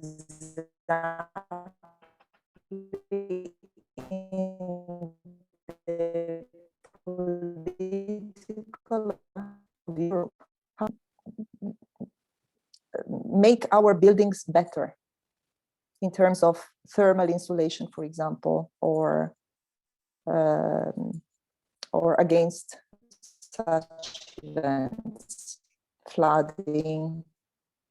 I mean, we saw things in the last year that are really scary in a certain way. You know, the flooding in Germany, for example, in places where it was not existing before, or big fires everywhere, like in Algeria this year again. So this is the two topics that are kind of troubling my mind in the last period, and that could eventually be topics for a big project, because it's nothing that we can face alone, singularly, I mean. JoAnn, you wanted to add something also? Yes, just briefly, because I think we're all wishing to go and get a cup of tea, I think.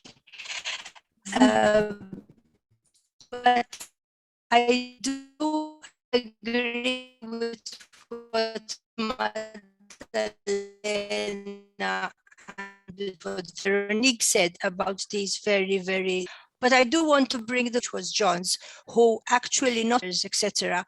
But I think also the slow gradual changes, which are changing a lot due to climate change.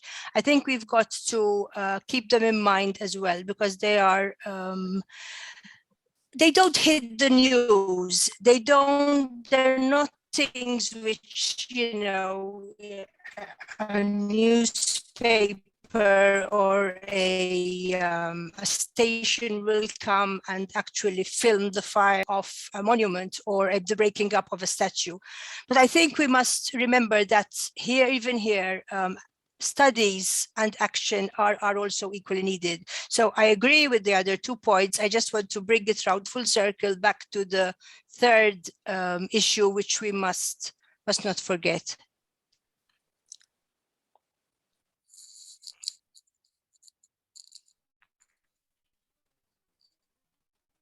That's all from my end.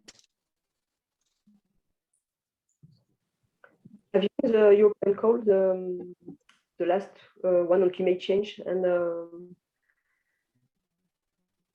which has been published recently, and which will be open in January and closed in April? And well, it's on Copernicus, so I'm afraid it's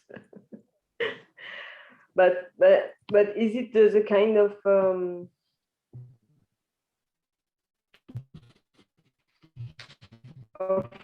work that we can manage to do together, or is something more on give solution and make not a roundtable, but to make not a glossary, but an inventory of the traditional techniques which are used all over the world to also to as possible solution to accidental weathering, to accidental flow, and is it something which is what is your thought about a big project which is not so easy to carry out with many people and with a large community, but something which can focus also? So the 2 points are able, I think. But Rob, do you want to add something or no? No.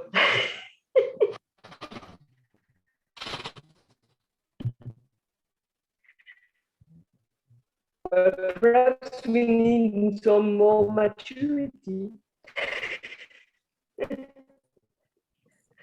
I think so. If I can say again, I don't know this specific call, so I would have to read it. Okay. I was looking a little. I need more time to read it better. But yes, I'm thinking of something like this. I mean, European funding for these purposes is actually the best, because it's normally a good funding, and it gives the opportunity to have more institutions be together, academic and enterprises and national bodies and so on. So I will read it, and then we can discuss it later. But I think we it can could share it with all the participants and with all the groups, and to be able to do it all together later on also, and to have a feedback from everyone. Perhaps on the meetings also, because perhaps with time we have several questions and several topics who came through and come up from the discussion. Perhaps we need some time and to put it on the paper and to discuss it, and to come back with a full group through mails and through messages first, and then also to do another meeting to try to develop something more seriously and more concrete. It's something that perhaps we can also work as smaller groups as a function of the interest which is developed. If something is developed at different scales, perhaps we can share also and divide the groups also. So it's probably also in a better way to work. I see that Stefan and John wants to add something, so you're very welcome. Stefan? Yeah, John, please go ahead. No, I was going to say the same to you, but no, please, Stefan, you go first. I think you were. Okay. Well, I didn't notice it was first. I would like to go back, but okay, let's not lose the time on this one. I wanted to respond directly to Maddalena because I think the European funding is a good idea. There has only two disadvantages. Number one is the very low approval rates, which is like 6 to 8%, which is really bad. I mean, you prepare a lot of work and then you have a 6% chance to get funded. The last call on October 7th, which was, in relationship to green materials for conservation, I think it was 179 projects submitted, and there will be 12, probably 11, 12 something funded. So you can calculate what is your chance to get approval. And the other point, which I think is where we should maybe discuss among our group, because Europe is one part of the world, but I think the climate change and the challenges are so global and so international that it would be wonderful to collaborate with our colleagues in Korea, in Africa, in South America, in the United States. And there you have the issue with the European funding that you cannot get funding. I mean, you can get associate partners, but maybe you can get bilateral, It depends if we understand. It depends. Many are open to. Yeah, they're open, but they don't get funding. You don't get funding as an American institution if you apply. You can apply, but you don't get the funding. Only associate countries like, Israel, for example, can get, or Georgia can get. But, I'm sure that Korea or Japan, or so, we should look for possibilities. And in Germany, at least, that is often done on a bilateral level. So you can have German, Chinese or something, or French, Chinese program. But I think ICOMOS' strength is to look at these issues from the global perspective. So these were the 2 points, low approval rates and really getting more global. Well, I know some European projects where ICOMOS answered as a partner, and so the money went to everybody working for the ICOMOS group. So I think it can be shared in a larger way as ICOMOS. Okay, very good. I didn't know that. That's good. It's a case of Innova Concrete, I think, and also where the ISCS 20th century committee was partner of the European project and get money for all the projects, for all the partners, so outside of Europe. John, now yeah, I was going to raise much the same point because we, again, I made a point about previous research being rather European dominated, and it would be good to see more collaboration for sure. Yes, for sure. That was kind of my point. I think Stefan made it much more eloquently, actually, to be honest. And also just from my own perspective of being in the United Kingdom now, it's are we a third country? I actually don't know. I've no idea. So there's a personal interest in that regard, but also just more broadly, how does the committee exist as an entity which can be a partner in a project? Through ICOMOS International. Yeah, that's what I was wondering. The headquarter can be in Paris. Headquarters can be, yeah, okay. Yeah, but not this specific committee, or say a joint effort between two committees. I'm just wondering how practically that would work, and also who gets the funding and who administers it. I mean, or whether or not this is something that equally ICOMOS. I don't know how the funding in ICOMOS works at all. Even though I'm the treasurer, I don't understand it.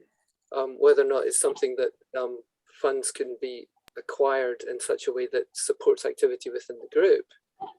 So it's what do things like develop policy ideas, research agendas, that kind of networking kind of work, more than a specific research project which is about laboratory work and those sorts of things. I'm just raising that as an open question, really. Well, it's what they did for Innova Concrete, actually, and so the money went to the headquarters in Paris and redistribute to the Innova Concrete afterwards. So because yes, it's not a legal entity, so we cannot receive directly the money. I don't know if Pamela is still, maybe Pamela, she's the treasurer. Maybe she can explain this better, right? So we're about to go through a big fundraising campaign for ICOMOS. And in fact, we've hired a fundraising professional, a consultant, who's going to be training the board how to fundraise. And the idea is to create a kind of endowment or a heritage fund for ICOMOS so that ICOMOS can develop the programs it actually wants to develop, but has no funding to develop. And that's, you know, we're just about to begin with the first workshop in a few weeks. And the long-term goal is to have, the short-term goal is to raise 1 million euros by the time ICOMOS hits 60, which would be in 3 years, in 2025. And the long-term goal is to have 10 million euros set aside for programs and program development for ICOMOS. And this, you know, is incredibly important for our sustainability, but also because we're an NGO as opposed to an intergovernmental organization, for instance, as is IUCN and ICROM, the other two statutory advisory bodies to the World Heritage Committee. Hopefully we're going to be successful, but you know, the issue is that, of course, you know, I'm an American. We come from a culture of a lot of giving of money because philanthropy is actually tax deductible in a big way in the US. So rich people tend to give away their money because they end up saving a huge amount of money by not paying taxes. And there's also the US cultural heritage is mostly cared for privately and not by government entities. So that there's been a long, you know, history of basically 300 years worth of people privately caring for cultural heritage. And this is something that, you know, is much more recent in the rest of the world. I would say it really came about from the 80s and onwards when countries began to defund their cultural heritage institutions and force them to rely on their own abilities to fundraise. And I mean, we saw this very dramatically in Eastern Europe with the fall of the Iron Curtain, that they suddenly had no funding for any of their heritage institutions or for their buildings.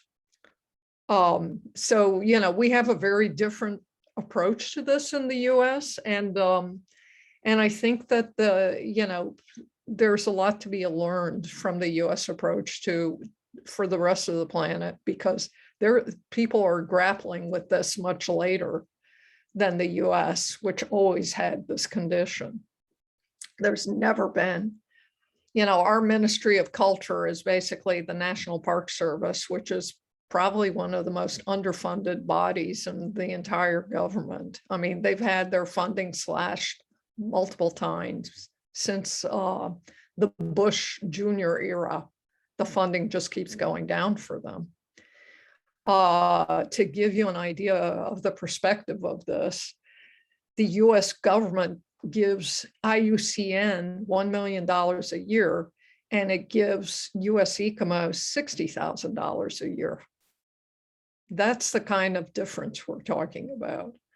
So I think part of the problem is that we need to alter the way we discuss heritage. And one of the positive things that the SDGs have done is to show that heritage is actually economically very important to the sustainability of the planet, in terms of vernacular architecture being better built in many cases than modern architecture, And I can tell you from my own personal practice, 40 years in New York City that I've been, you know, the contemporary buildings fail immediately. And the older buildings, you know, can have corrosion like you would not believe, columns disappearing, et cetera, and still stand up. Because of the built-in redundancies to the system. We've now pared down architecture to the point which I think Stefan was kind of alluding to, where it's basically a glass box. Therefore has to be, you know, HVAC'd because it's a glass box with absolutely no thermal envelope, essentially. And the other thing I think that is going to help a lot is our interface now with the IPCC, which is happening through the Climate Change Heritage Working Group, who are about to have a meeting with the IPCC, which is amazing that they even recognized us, because you would think that the UN would be telling these people UNESCO is kind of important, but it's never come up before. All these years, the IPCC has been reviewing data and has never looked at heritage. So this is really a big moment this year where ICOMOS has connected out. And perhaps one of the outcomes of the pandemic is that it's actually made much more viable the possibility of little meetings like this, that people get to kind of interface and discuss ideas, where before we would all have to travel to places to do this. And that meant a lot of people were unable to come because, you know, for economic reasons or for whatever, for getting passport reasons or for not being allowed in the country reasons. I mean, there's plenty of that too. And so, you know, you're just seeing a confluence of all sorts of things coming together in ICOMOS at the same time that are very, very positive. The fundraising efforts, the efforts of the Climate Change Heritage Working Group to actually speak the same language as the IPCC, the efforts of Gabe and his group, prior to that, Ege, and prior to that, Andrew Potts leading the SDG initiative, and us interfacing with these large UN bodies at a level that we should be recognized. And it's a great moment for ICOMOS, and I think we should just forge on ahead.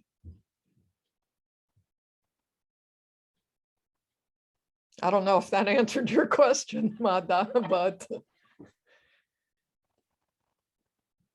Madda, your microphone. Yes. Now there's something else actually, Pamela, that I would like to know from you. But if we manage to get financed, let's say from the European community, and ICOMOS France International would get the money, would it work like it works now for any money that we earn, that it gets allocated to our account? I think that as I see. ISCs are not legal entities, whereas national committees are.